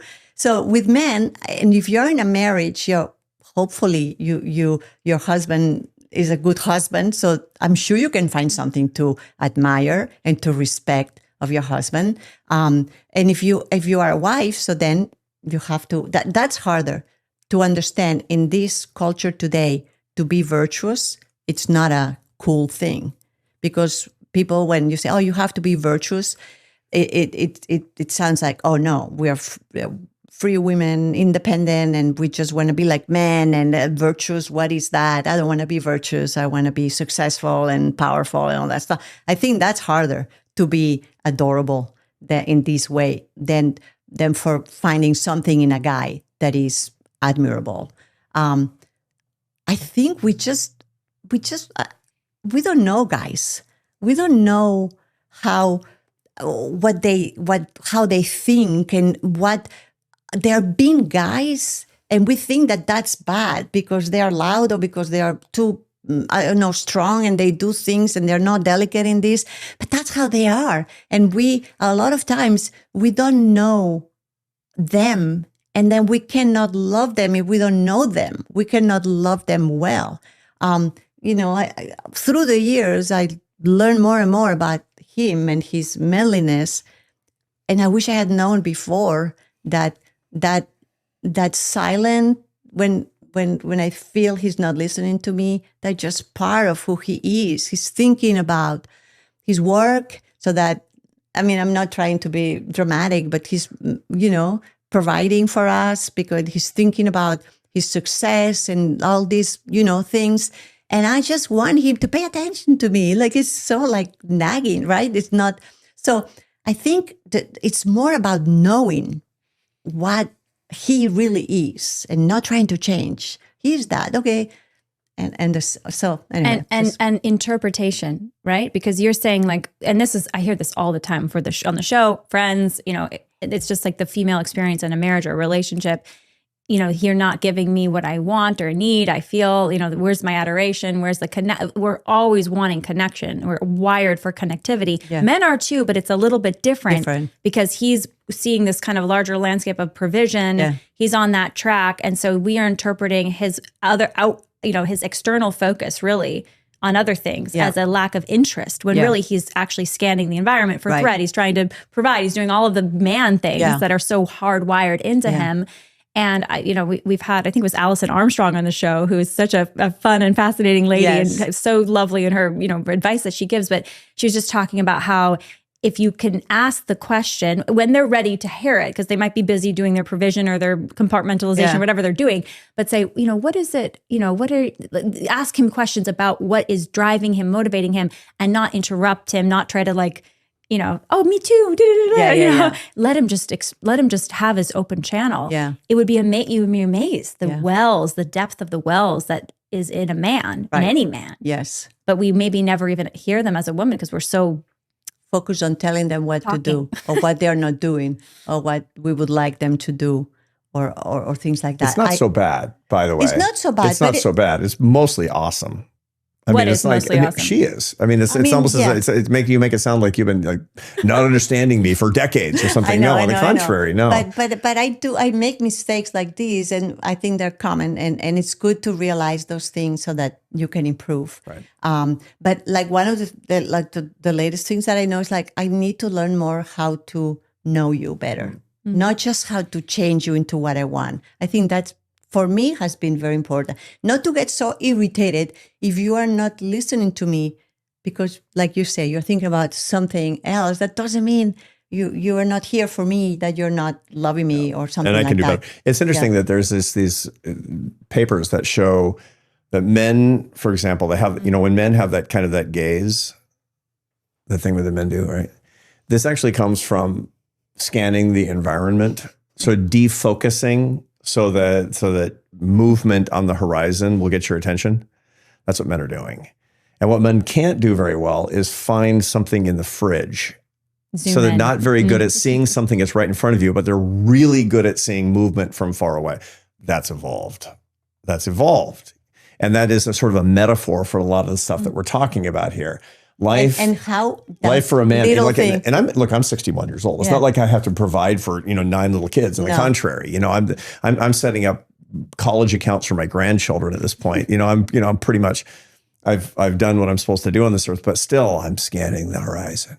I'm looking at the horizon like, okay, what moved out there? What is it I need to protect them from? And what are the opportunities for game? When that happens, it can irritate me a lot. Oh, where is the mayonnaise? Wait, it's in front of you, sweetie, right? And then that tone of irritation that sometimes can be bad, just an example. But still working on it. 34 years in, and it's the important thing. A lot of your audience are young people, and young married people, and people who are not married, but they want to be married.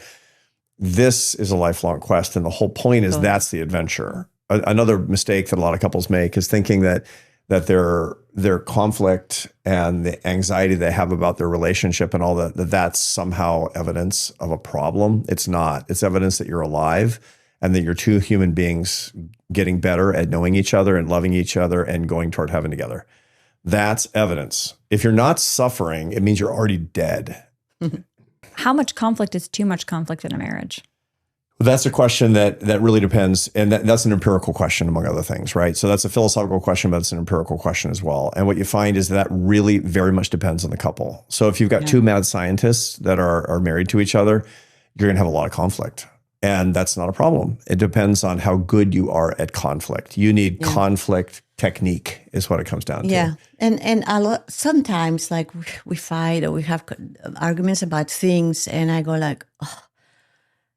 But then I think, but it's so good that I trust him, that it's okay, we disagree, we irritate each other, we argue, whatever.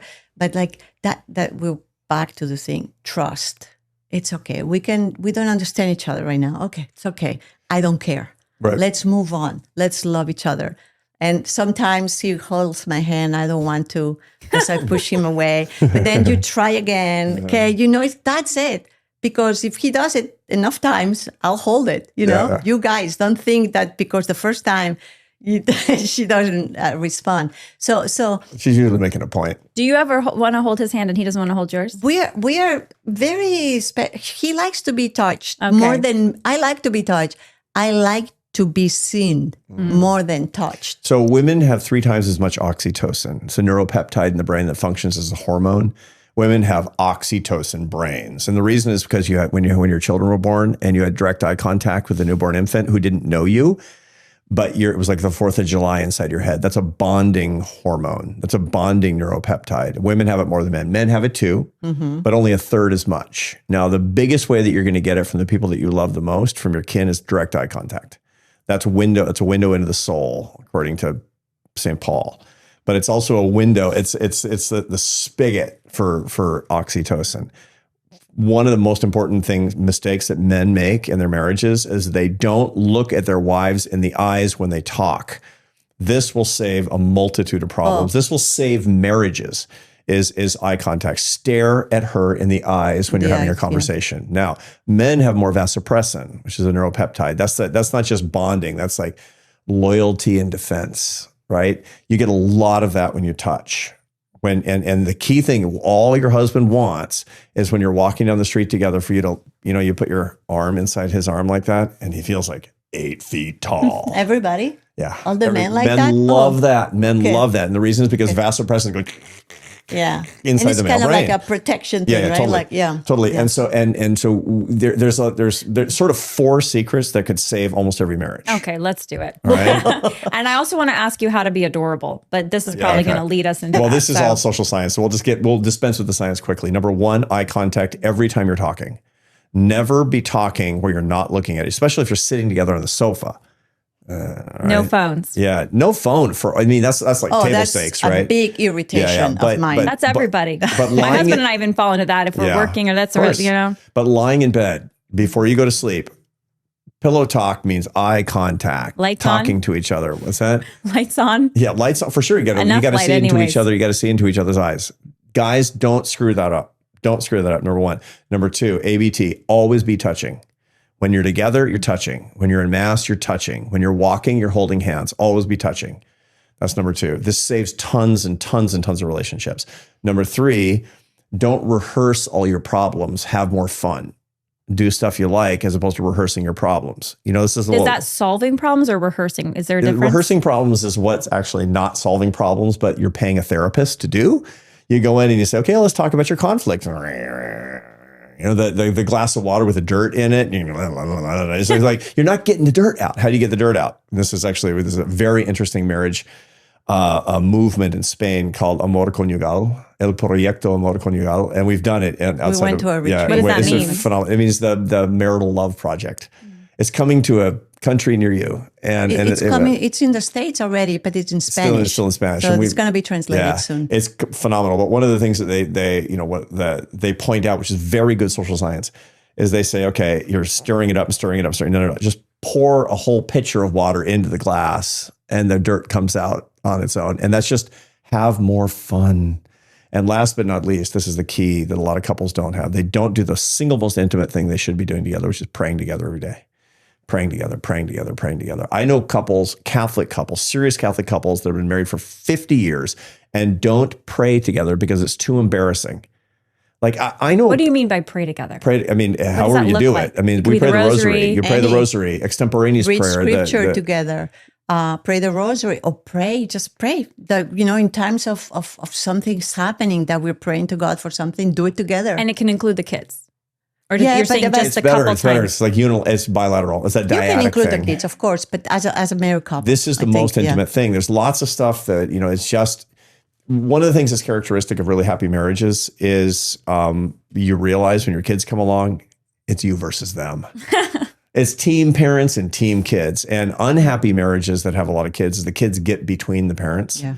never let your kids because they will, they're smart, they'll divide and conquer as much as they possibly can. And it's like no space. And it's the best thing that you can Right. do for the kids, to be close. And one of the as a things married to couple. do, Yeah. of course, is to maintain the deepest kind of intimacy, and that's spiritual intimacy. And so that's the big four. It's eye contact, always touching, having more fun as opposed to rehearsing your grievances and praying together. None of those four things were sexual intimacy. No.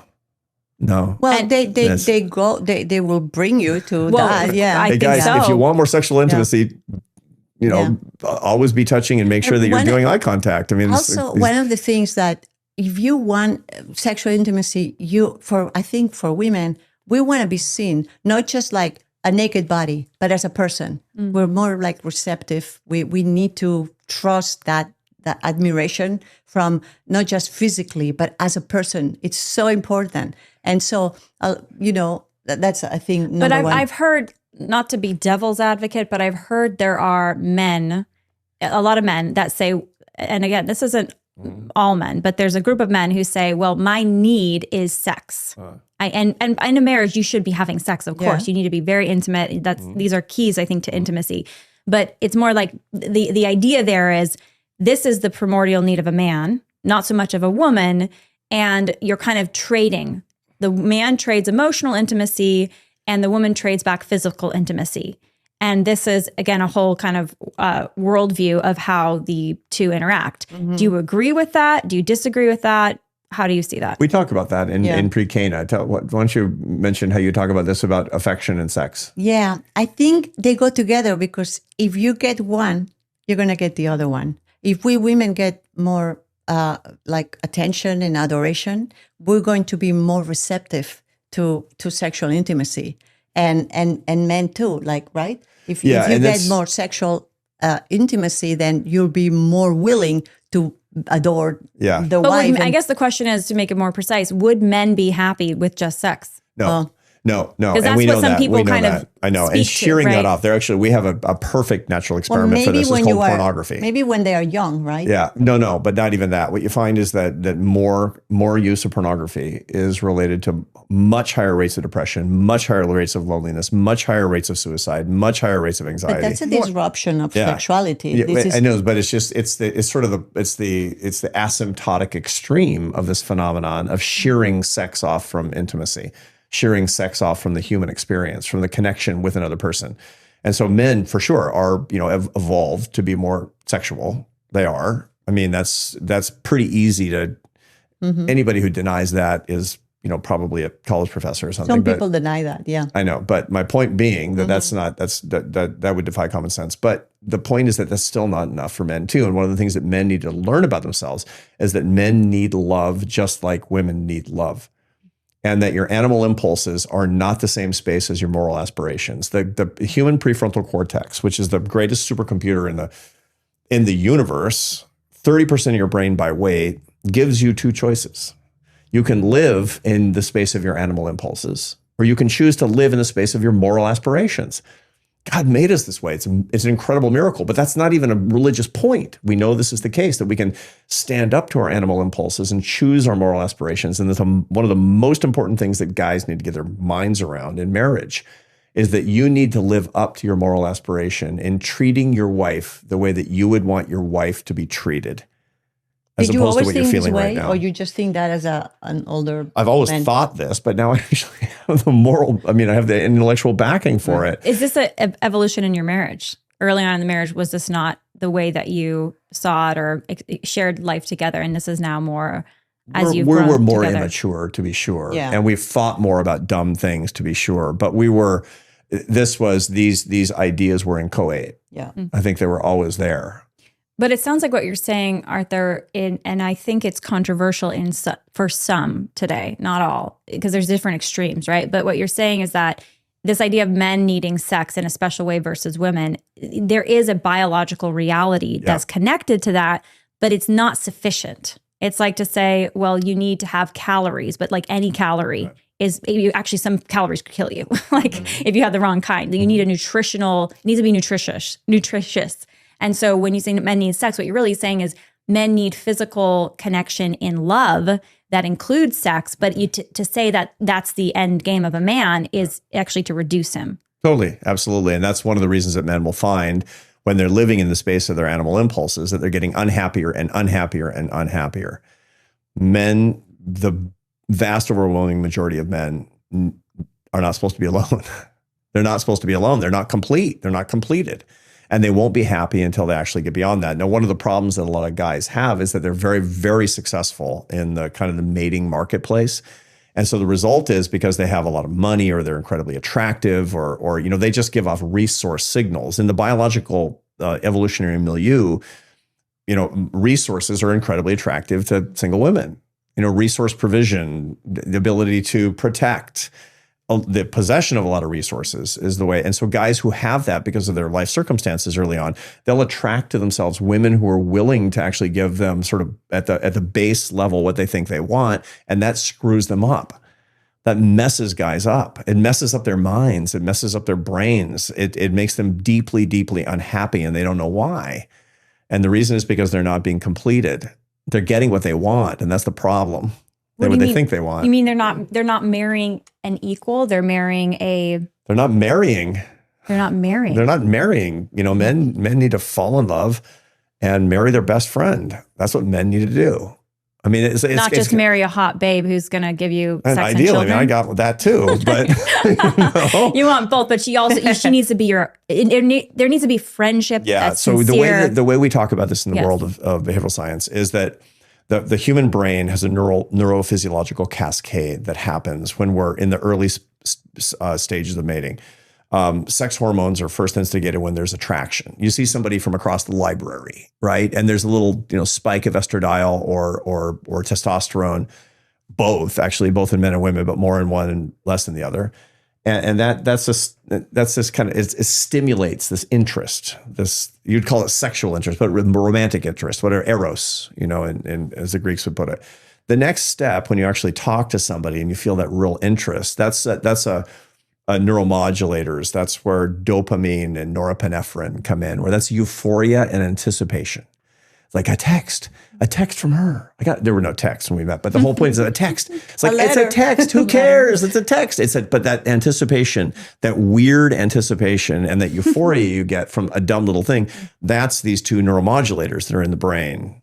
The next step is a big dip in serotonin. Serotonin is a neurotransmitter that's associated with clinical depression. And when it's too low in the synapse, you tend to have ruminative sadness. Well, it turns out that it dips like crazy when you're falling in love. Wow. And the reason is because you need to ruminate on the other person to bond. Because you're looking for kin. You're making somebody into your kin, but you got to bond to the other person. And you didn't grow up with that person. You don't want to grow up with that person. That's a gross taboo, is to have, you know, you want somebody who's, you know, fresh and complimentary to you. So that's why you look clinically depressed when you're falling in love, because that your serotonin levels are really low. And then the big goal after weeks and months is the beginning of this oxytocin and vasopressin, which is this person is your person. And that's the cosmic bonding that actually happens. The neurobiology of this is so beautiful, is the way that this works. But what you want through all of that at the end of the day is not passionate love, it's companionate love. Which doesn't sound hot. I got it, right? Plenty, but true companionate love is where you're married to your best friend and there's sex too, right? I mean, it's like every benefit you could possibly want, but you get to walk through the rest of your life hand in hand every day with your best friend. That's what you get and that's what you want. And when it doesn't work because that cascade is out of sync and they don't get to companionate love, that's when they were in love and now they hate each other, because the bitterness of the disappointment of actually not getting to friendship is real. And so all the dudes out there that are not getting this, that they're going from step one to step two to step one to step two, it's testosterone to dopamine and norepinephrine and back up to the top again, and it's just hooking up and hooking up. You're not going to get where you need to go, and you're not going to be happy. You're just not. They're living a lie. It is, and it's so funny because everybody kind of knows it. And when I explain it to party boys and guys that I meet and people that I like and students that I have, and they're super attractive and they got money and they got a future, and there's a line of women for these guys, they know perfectly they're doing it wrong. They know perfectly. The red pill would say, don't be a simp. Like what you said earlier, and because I really wanted to get to this, and we're going to get to the adorable question because I know you have thoughts on that one too. But you said something earlier. I was like, "Are you talking about Our Lady?" You're like, "No, I'm talking about my wife. Yeah, she's your muse. She's you said spiritual guide. Totally, she's my guru. She's not your idol, but she's on a pedestal. Yeah, no, I have a devotion to her. I have devotion to her. Yeah, for sure. Because she brings me closer to God. Here's the interesting thing that really... But that's, in my view, that's very manly. My husband, I'm blessed, sees, adores me, right? Yeah. And I feel very blessed. But I think today there's a backlash against feminism, right? Like the ugly modern, I'm a man, you don't need no man, men need a woman, man, we need a man like a fish eats a bicycle, whatever. There's a backlash Gloria against that. Steinem's famous quote. Yes. It's a pretty funny joke. It is a funny, it was a joke. It's a joke, right? Yeah, totally. But the backlash from men against that rejection of the masculine is, well, I'm going to reject this whole pedestal thing. But again, that's just reaction. Reaction is always like that. I mean, you see reaction in politics, you see reaction, and all it is that you're reacting to something, and so you go to the opposite extreme. And men do that, by the way. The domesticating, the civilizing force on men is women in society, and so you find that reaction will be short-lived. Reactions can't exist autonomously. Such a good point. And so you can't endlessly react if you don't have stimuli. No. And they'll be okay. And I know lots of guys who thought that way and talk that way. We get reactions to this show for saying very benign things about love and marriage and everything. Where they're feminist, simp, and again, we don't try to, that's not who we're doing the show for. Obviously, we love those people. We hope that they'll thrive one day. But, it is a crazy world out there when you have the hurt that a lot of men experience. I know. The feminism, the now misogyny and misandry, and it's all just this. It is, and mess. It's going to be okay because the American culture is largely propelled by fads and panics. and fads and panics and fads and panics and fads and panics. And sometimes when you're young, you get caught up in a fad or a panic. The fad is the weird thing that's kind of awful, and the panic is the reaction largely to it. And we kind of go back and forth in the whole thing, and you get a little bit older. And what I found is a lot of guys that have this attitude about women, this really misguided attitude about women, and then they fall in love.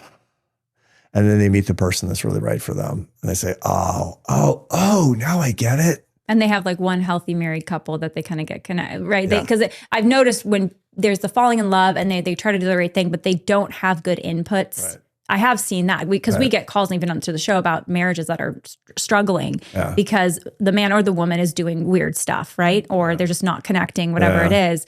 But if your input is still that reaction is the fad and what was the panic, the fad of the panic, and you're feeding your marriage with fad and panic, right? Then you're gonna. There's marriages today on the other side. They're going to let's open our marriage. Yeah, that's insanity. It's like there's no evidence. It is an absolute fad. That's a fad today. And by the way, that's not a fad that has any sort of basis in what we understand about human pair bond mating.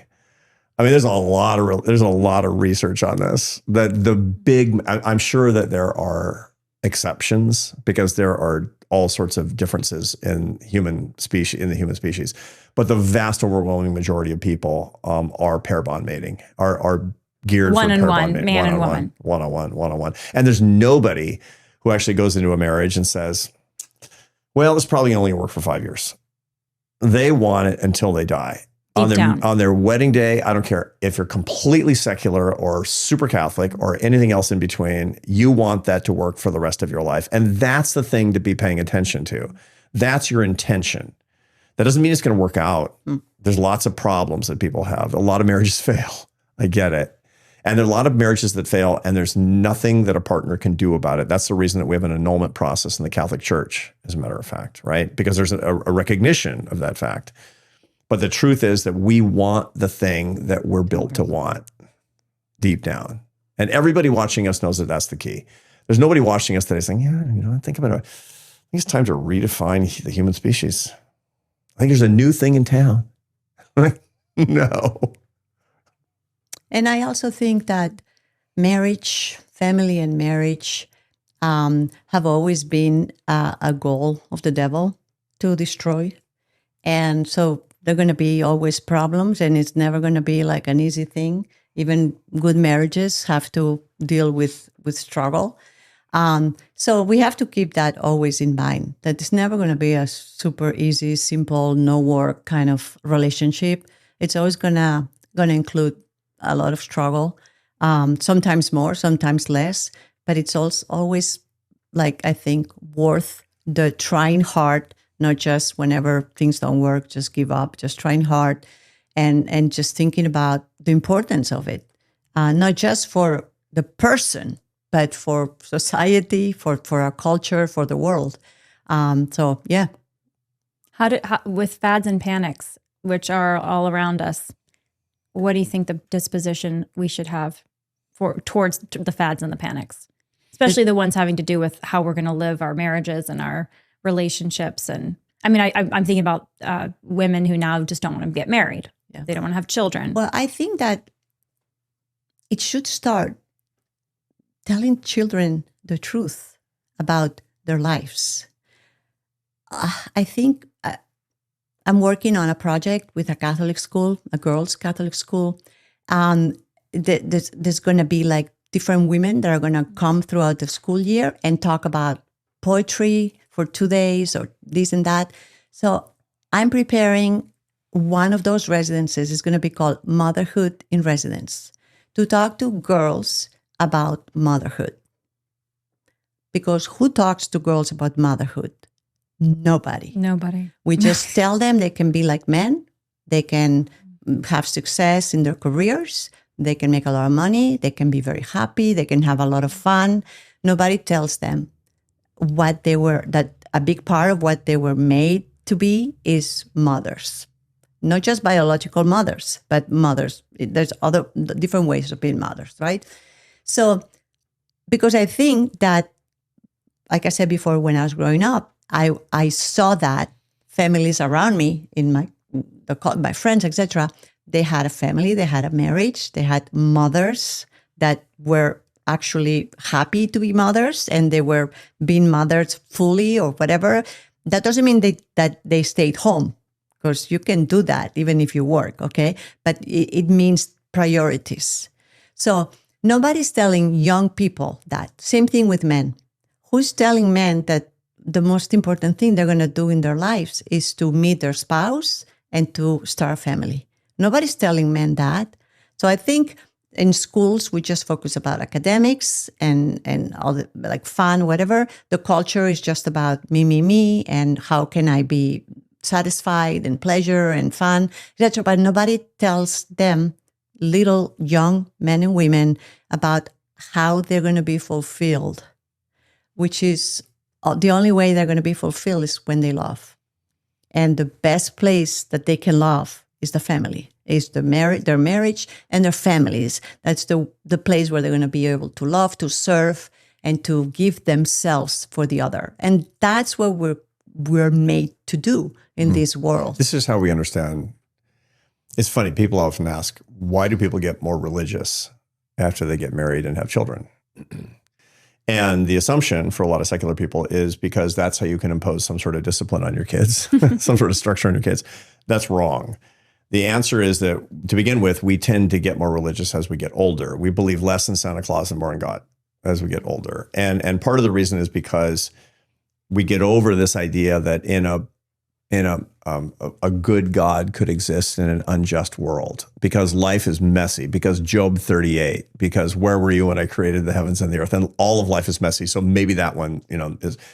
But more importantly, when you get married and somebody loves you unconditionally, and then when you have your children, and I remember, Carlos, when our son, he seemed like such a ne'er-do-well. Now he's like, he went on to become a Marine sniper. So let's just say his bellicosity was aimed outward toward America's enemies, which was really great.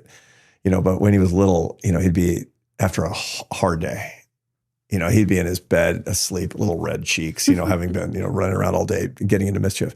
And I'd be sitting in the room and I'd be like, yeah, that's how God loves me. That's what it means. Because when I'm in my bed and God is like, he was so rotten today, but I just love him. And you don't understand unconditional love until you have your children. You don't understand the nature of what it means to love somebody who's actually unlovable until you have your children. You don't get it.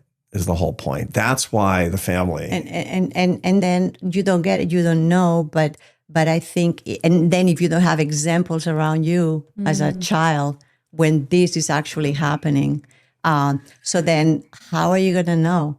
You're probably going to figure out like later in your life, but you probably be too late for some people. So that I think this is family, marriage is something we need to actually talk about with young kids, and not.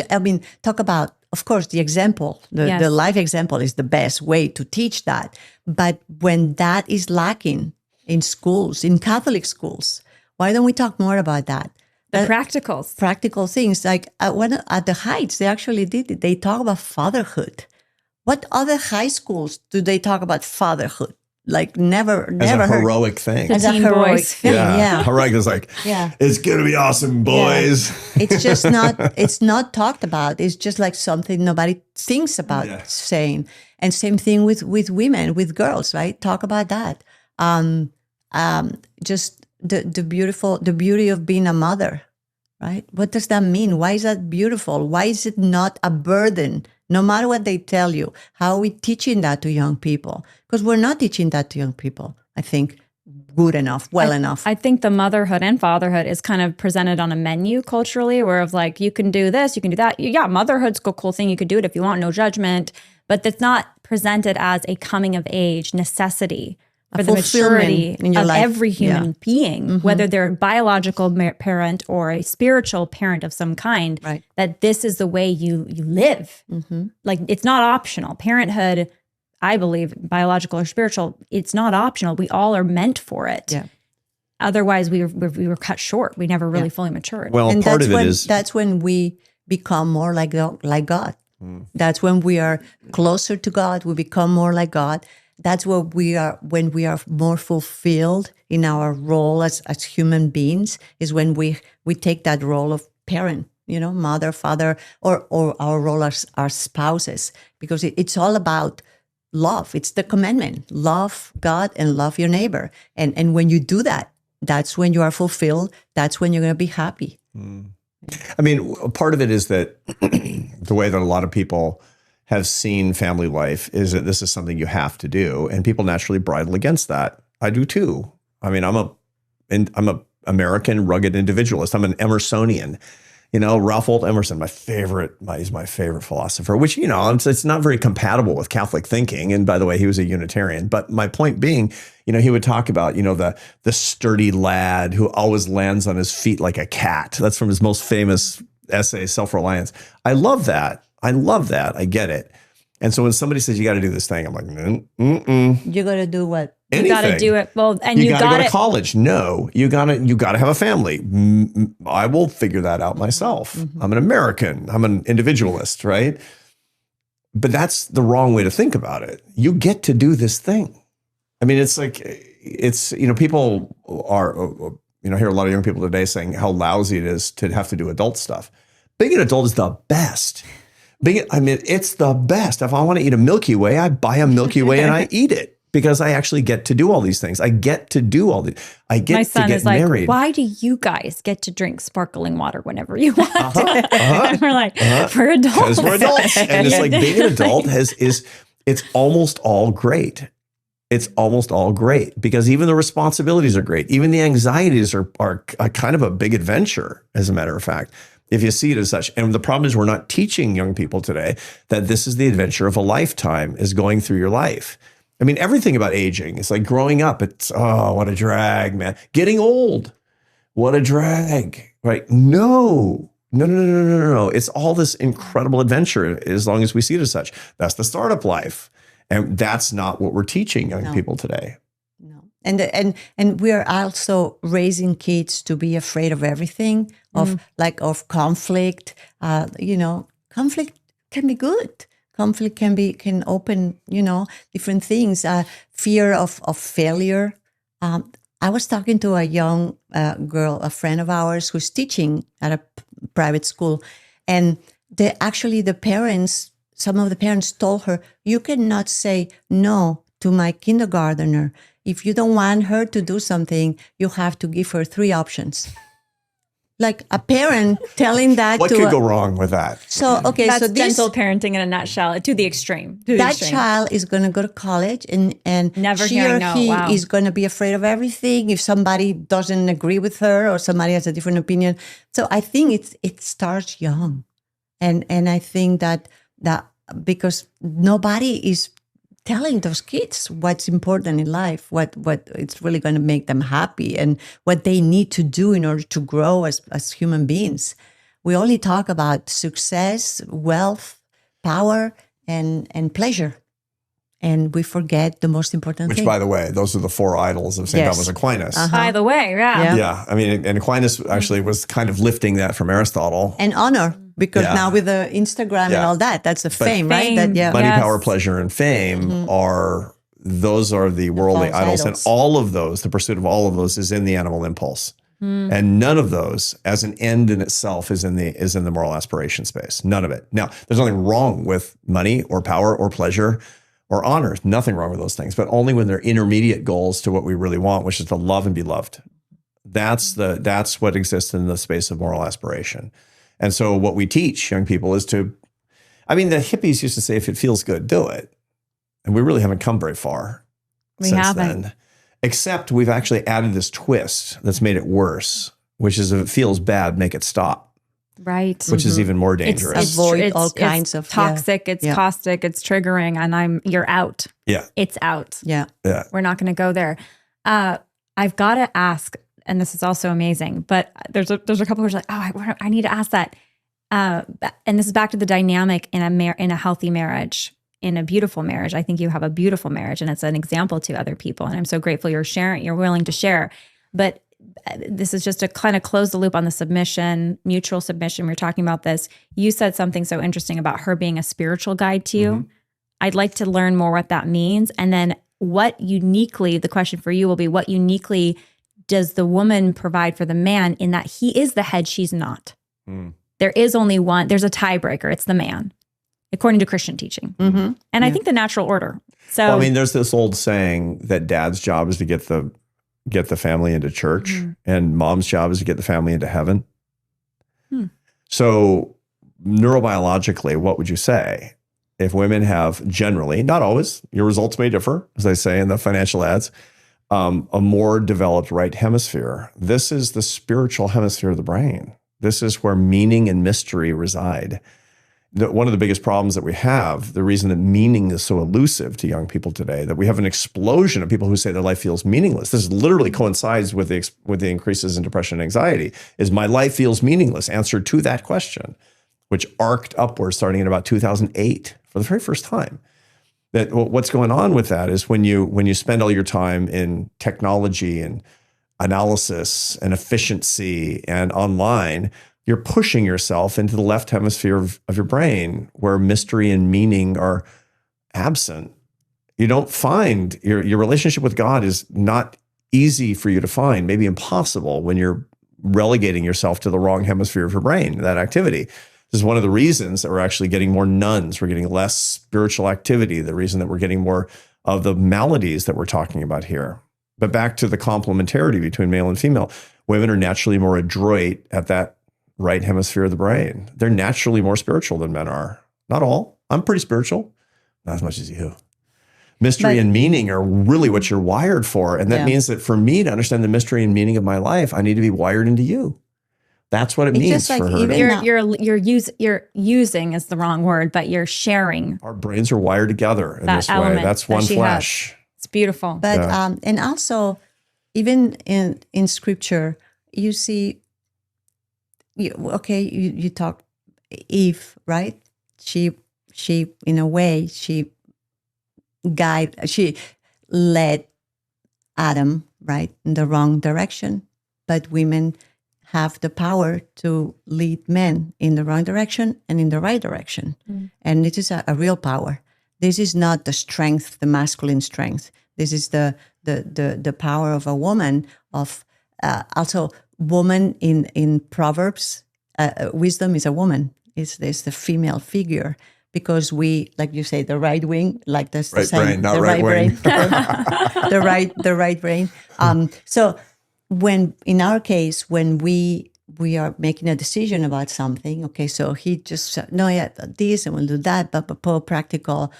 But I think that many times I can see through things with more clarity because I'm more, I mean, I don't want to say like, it's more, I see the complexity of thing instead of just like the little details and the things, but just like, no. So what is the good thing to do right here? Like withstanding everything else, all the things that are happening around us, but what should we do? What is our goal here? What is the final goal? But you're not pushing it on him. I'm not. Sometimes I push because I have a lot of masculine qualities. Like I'm like, I like fight. I like to push and stuff. But when I use those other qualities that are more feminine, I'm happier. I'm more at peace. And that includes the guidance, the wisdom, which a lot of times, like I think it's more like a woman's grace that we have. That sometimes you, because you're so focused on the here and there and the protection and then the real situation, circumstances, everything, you kind of lose a little bit of the sense of the whole picture. And that's what has happened in our marriage in regard to decisions. Or you said earlier something really interesting, which I think is a secret for a lot of women, if they really take this to heart, about how you choose freely to go his way, his desire, his plan, his choice, even when you disagree, even when maybe you see, even in a spiritual way, I don't know about this. I don't know if it's the right thing, but he's set and you show him respect by still going his way. It's not a moral issue here. I'm loving him. You're loving him. By giving a little bit of myself in that time. And also another thing, we have the power to make them think that they're doing what they want, but they're not. Or what? You don't know. No, close your eyes. We need another episode. What is this? No, This I'm telling you, like a lot of times you say, I said, oh yeah, let's do that. But then, okay, we have ways. It's not the pure strength in confrontation. It's other ways that are very powerful in their own way. But when you've gone his way on something that you didn't think was the right thing, and you said you were peaceful afterwards, you felt actually happier. Yeah. Did he eventually come to your way, or you eventually saw his way? No, like usually, if I do that, then we do his way. But I was just saying, like other ways, I say, all right, but then I keep trying and I keep in different ways, not face to face. But when I do his will in a way, and I submit to that his opinion and his will on something, I'm just loving him. I mean, people don't understand that submission is a way to love that person, is giving part of who you are. It's actually what Jesus did. He gave himself totally, and we just imitate a little bit. I'm giving a little bit of my opinion about something so that I can submit to what he wants to do, because I know he wants the good. You know, the goal is a good thing. If he were saying, no, I'm just going to do something really bad to you, and I'm okay, so go ahead, do so. No, I'm not saying that. He's thinking about doing something good. I just have a different way to do it, but I'm just offering myself up a little bit so that we can do it your way. And I'm showing you I trust you, and I'm showing you I admire you, and I believe you. By the way, that's how I am adorable, because I'm showing virtue. That's a virtue. That is to self-control your desires, your opinions. That's very hard to do. Meekness. It's meekness. Yeah. Which no one likes to talk about these Nobody days. talks. It's so hard. And it requires so much fortitude, right? And so much like self-control to be meek and to love somebody to the point of you putting yourself under that person. But submission is mutual, because he submits to me because he would die for me. He would die for me. He would just, right? You completely give yourself to our marriage, to ourselves. So we have that common mission that we both submit in different ways. Okay. And that's how we love each other. Because if we just think about what we want to do and what you want to do, we're not loving each other. We're just fighting against each other. So anyway, this one's hard for me. I don't have this one figured out. I hope we get a few more decades to get this one settled. What? But you submitting to my will, I don't know.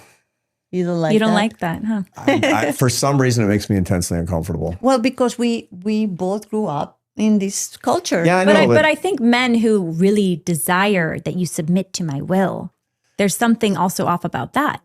For sure. I mean, the guys was Right? like, submit. Like my husband isn't like, submit to me. Like there's not on the that. contrary. And I've noticed men who are fixated on that, just like women who are fixated on, provide for me. Like it's like, it's almost like you're missing you're objectifying the person. Yeah. You're trading the experience of the person's love for the person themselves, who are the subject, not an object, something like that. I don't know. It's funny because and it makes sense that this would sort of live in tension in its way, because you should always be uncomfortable about receiving, and you should always be comfortable with giving. Right. And so the receiving part is something it's funny because, but that's precisely one of the qualities of feminine qualities, receptivity. Yeah, no, I understand. And that's what makes us more human women. Yeah. When we receive that gift that you have, you are like okay, so you are leading our marriage with a common mission, and we receive I receive what you're giving to me so that we can fulfill that mission. And so that's another quality that is really hard. That's Mary, right? That's, it's funny that one time I've been working a lot with the Dalai Lama for 12 years. Right. And that's so cool. It's great. It's awesome. And when's he going to become Catholic? I know. Well, I gave him a rosary, blessed by the Pope. And he said to me, I want you to be a better Catholic man. He's never tried to convert me to Tibetan Buddhism or anything, but I've learned a lot. And it's really important, I think, for Catholics to study other people's religions, because you learn so much about your own faith. And it's a really beautiful thing to do. And people who are insular about their faith, they miss a lot about the outside world. And one time he's often critical of Americans who want to become Buddhists. And I asked him one time, why are you critical of Americans who want to become Buddhists? Why aren't you like, that's great? And he said, because they often do it for the wrong reason. They're meditating because they want to feel better. And I said, so? Of course, they meditate because they want to feel better. What should they be meditating for? He says, so the rest of the world feels better. You should be meditating so the rest of the world feels better. And then you might feel better too. But if you're trying to meditate for the benefits of meditation, you're not going to get the real benefits of meditation. You only get the benefits when you stop looking for the benefits. And that's a paradox. But that's a paradox of love. That's a paradox of love itself. When you want submission, it won't satisfy you. That's the problem with all that. When you're comfortable with being submitted to, then power has become your idol. Even in your marriage, and that's just not good. You should always live in tension with the submission that you actually receive, I think. And so I don't have that straight in my head yet, and maybe I'm not supposed to have that straight in my head. I don't want you to submit to me. I don't want that. I want us to be co-equal. I want us to be partners. Well, I submit to you a lot, and you don't even know. Well, I'm learning a lot of this. I'm learning a lot of Lila's podcast here. Yeah, because the beauty is not that you see it and you tell me, oh, thank you. The beauty is that you do it because he sees it. Yeah. It's all about offering yourself for love, mostly for God, and then for you. But it's not so that you tell me, oh, thank you so much. No, it's that so that I love you better. And that's actually the Dalai Lama's point, isn't it? That you do something for somebody else for their sake, and only there in the residual sense do you get the benefit that you sought. But I have to say, it's very hard for me to submit. That's why I think you have a hard time for me saying that, because usually there's like a lot of things. No, I want it this way. No, we should do it this way. We always have different ideas about things. So probably, but anyway. There was one more thing you said, Esther. I had another, and I could talk to you guys for 10 more hours. So this has been amazing. But there's a couple last things, and there's also your book coming out. But one other thing that you said earlier about God and, really coming to Jesus and his church after 18 years of marriage, getting married in the church after you'd been, married by the state. But I'm curious if there was an experience of you feeling loved by God or receiving God's love or Jesus's love and feeling your heart maybe more full, where he was no longer an idol, like his love, him doing things your ways, or loving you the way exactly you wanted, that was replaced more by the experience of God's love. Was that part of it, or what did that look like for you when he was no longer your idol and now you're receiving God's love in this more direct and full way? That was just a period of my time that I was very serious about my prayer time. So I would pray every morning, early morning, before the kids got up, and I had my hour of prayer, and so it was a time of that I felt a lot of love from God, and I experienced a lot of love, and I had a lot of trust. I had, and so it was not just one time, one moment that I experienced something, and so it was not just anything like that. It was just a time of prayer, that constant prayer and praying scripture and just that connection and just trying to experience more the Word of God, what it meant to be early morning silence, which is really hard because we get so distracted and we don't do that. But I think that was the time and at the same time, there were feelings of sadness because, like I said before, I felt like somebody had died, like my idol had died. And I had to look at he was my idol and that had died. I had pushed him away the way I had seen him before. So it was kind of like a death. It was sad. It was sad for me too. It was sad, yeah. Because I told him. That sounds a lot like a severe mercy, where they were like infatuated with each other and then God became their...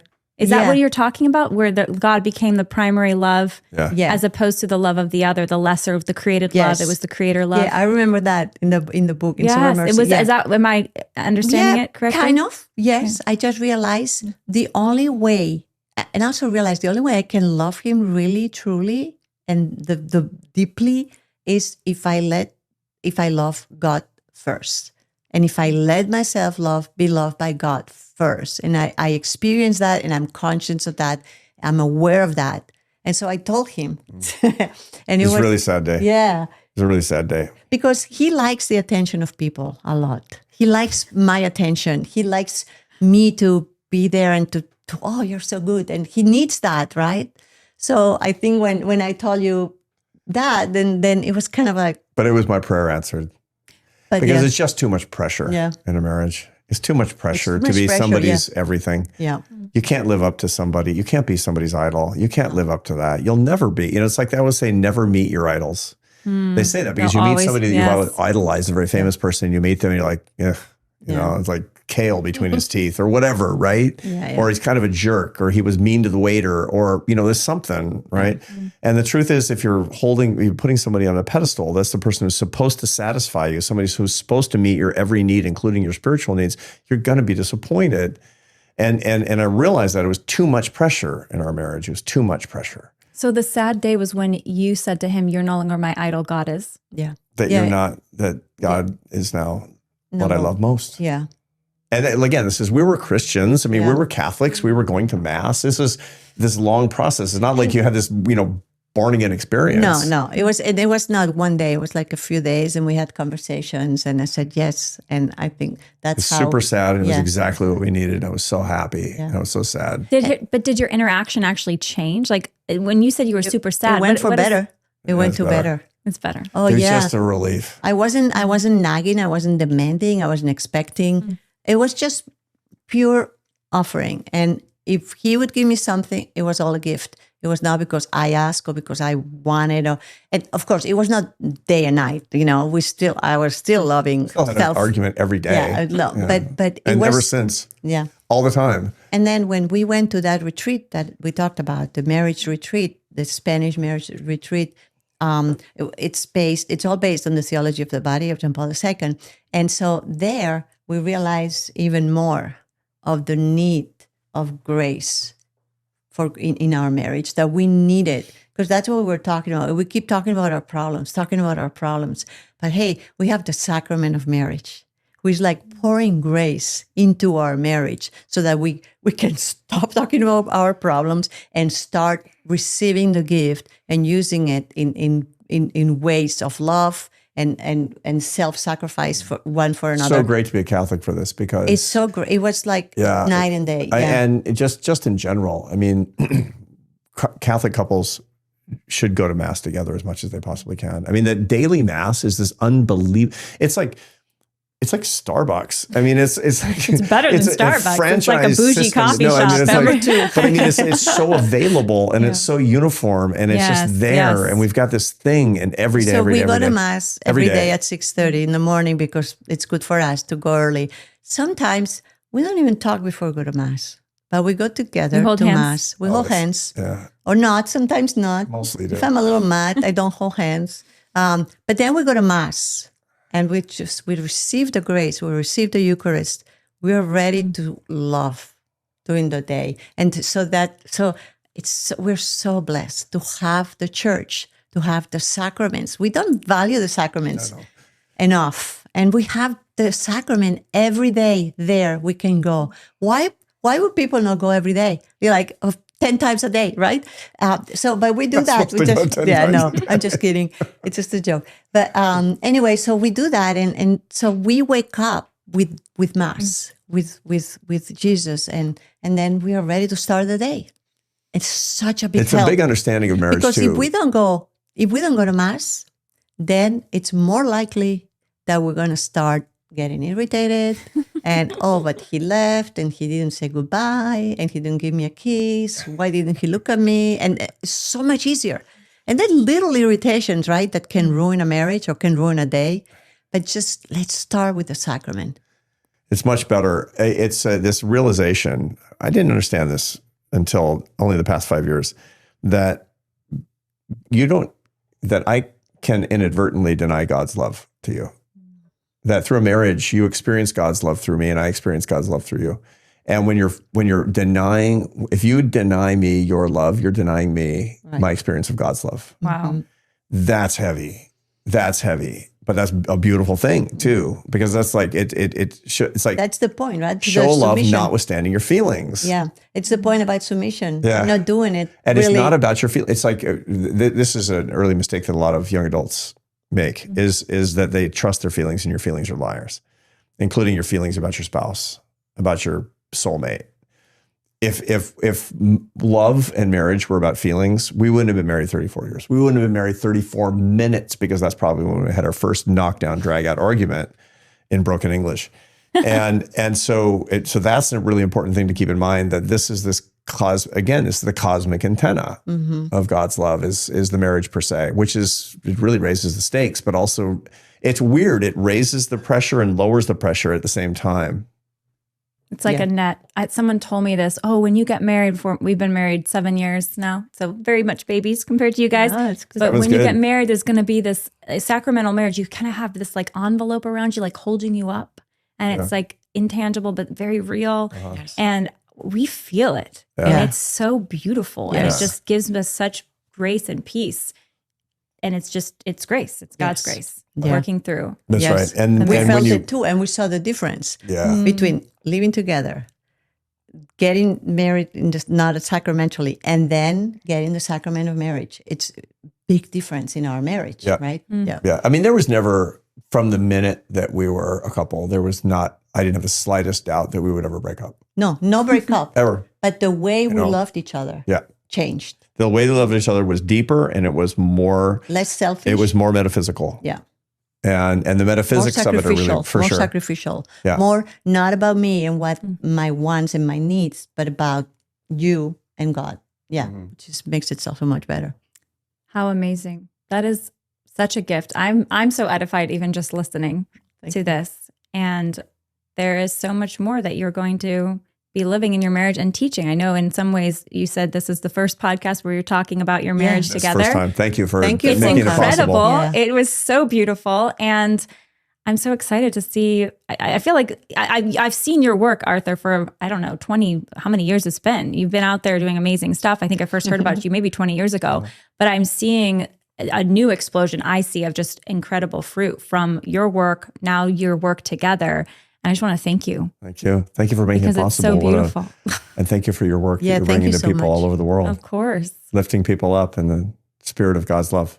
The dream. How can people find you guys? I mean, you're everywhere, Arthur, but Esther, I'm so excited for your show. I'm going to be speaking at SIG too. Beautiful. And just, I have a radio show in Spanish in Guadalupe Radio called Mujer y Palabra.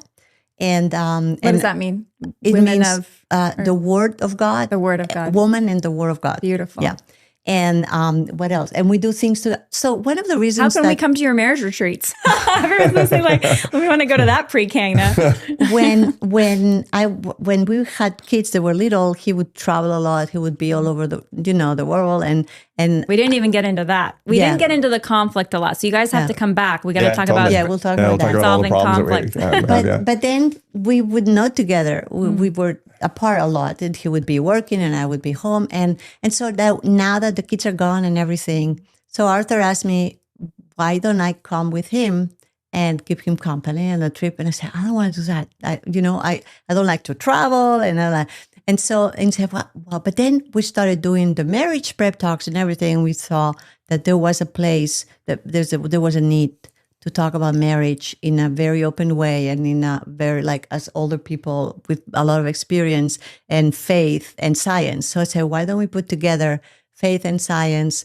And so that's what we've been doing. And I love it. Yeah. So I hope, but It's so needed. It's always follling him. He's the guy. I'm just accompanying He's amazing. him. You're both Yeah. amazing. And so what a gift. Anyway, I'm just will keep doing whatever. Yep. Whatever God calls us to do. God calls us to do. ArthurBrooks.com. Yep. ArthurBrooks.com. Amazing. It's one-stop shopping for all things behavioral science about the human happiness. Thank you so much. Thank you so What a much, blessing. Lila. Thank you.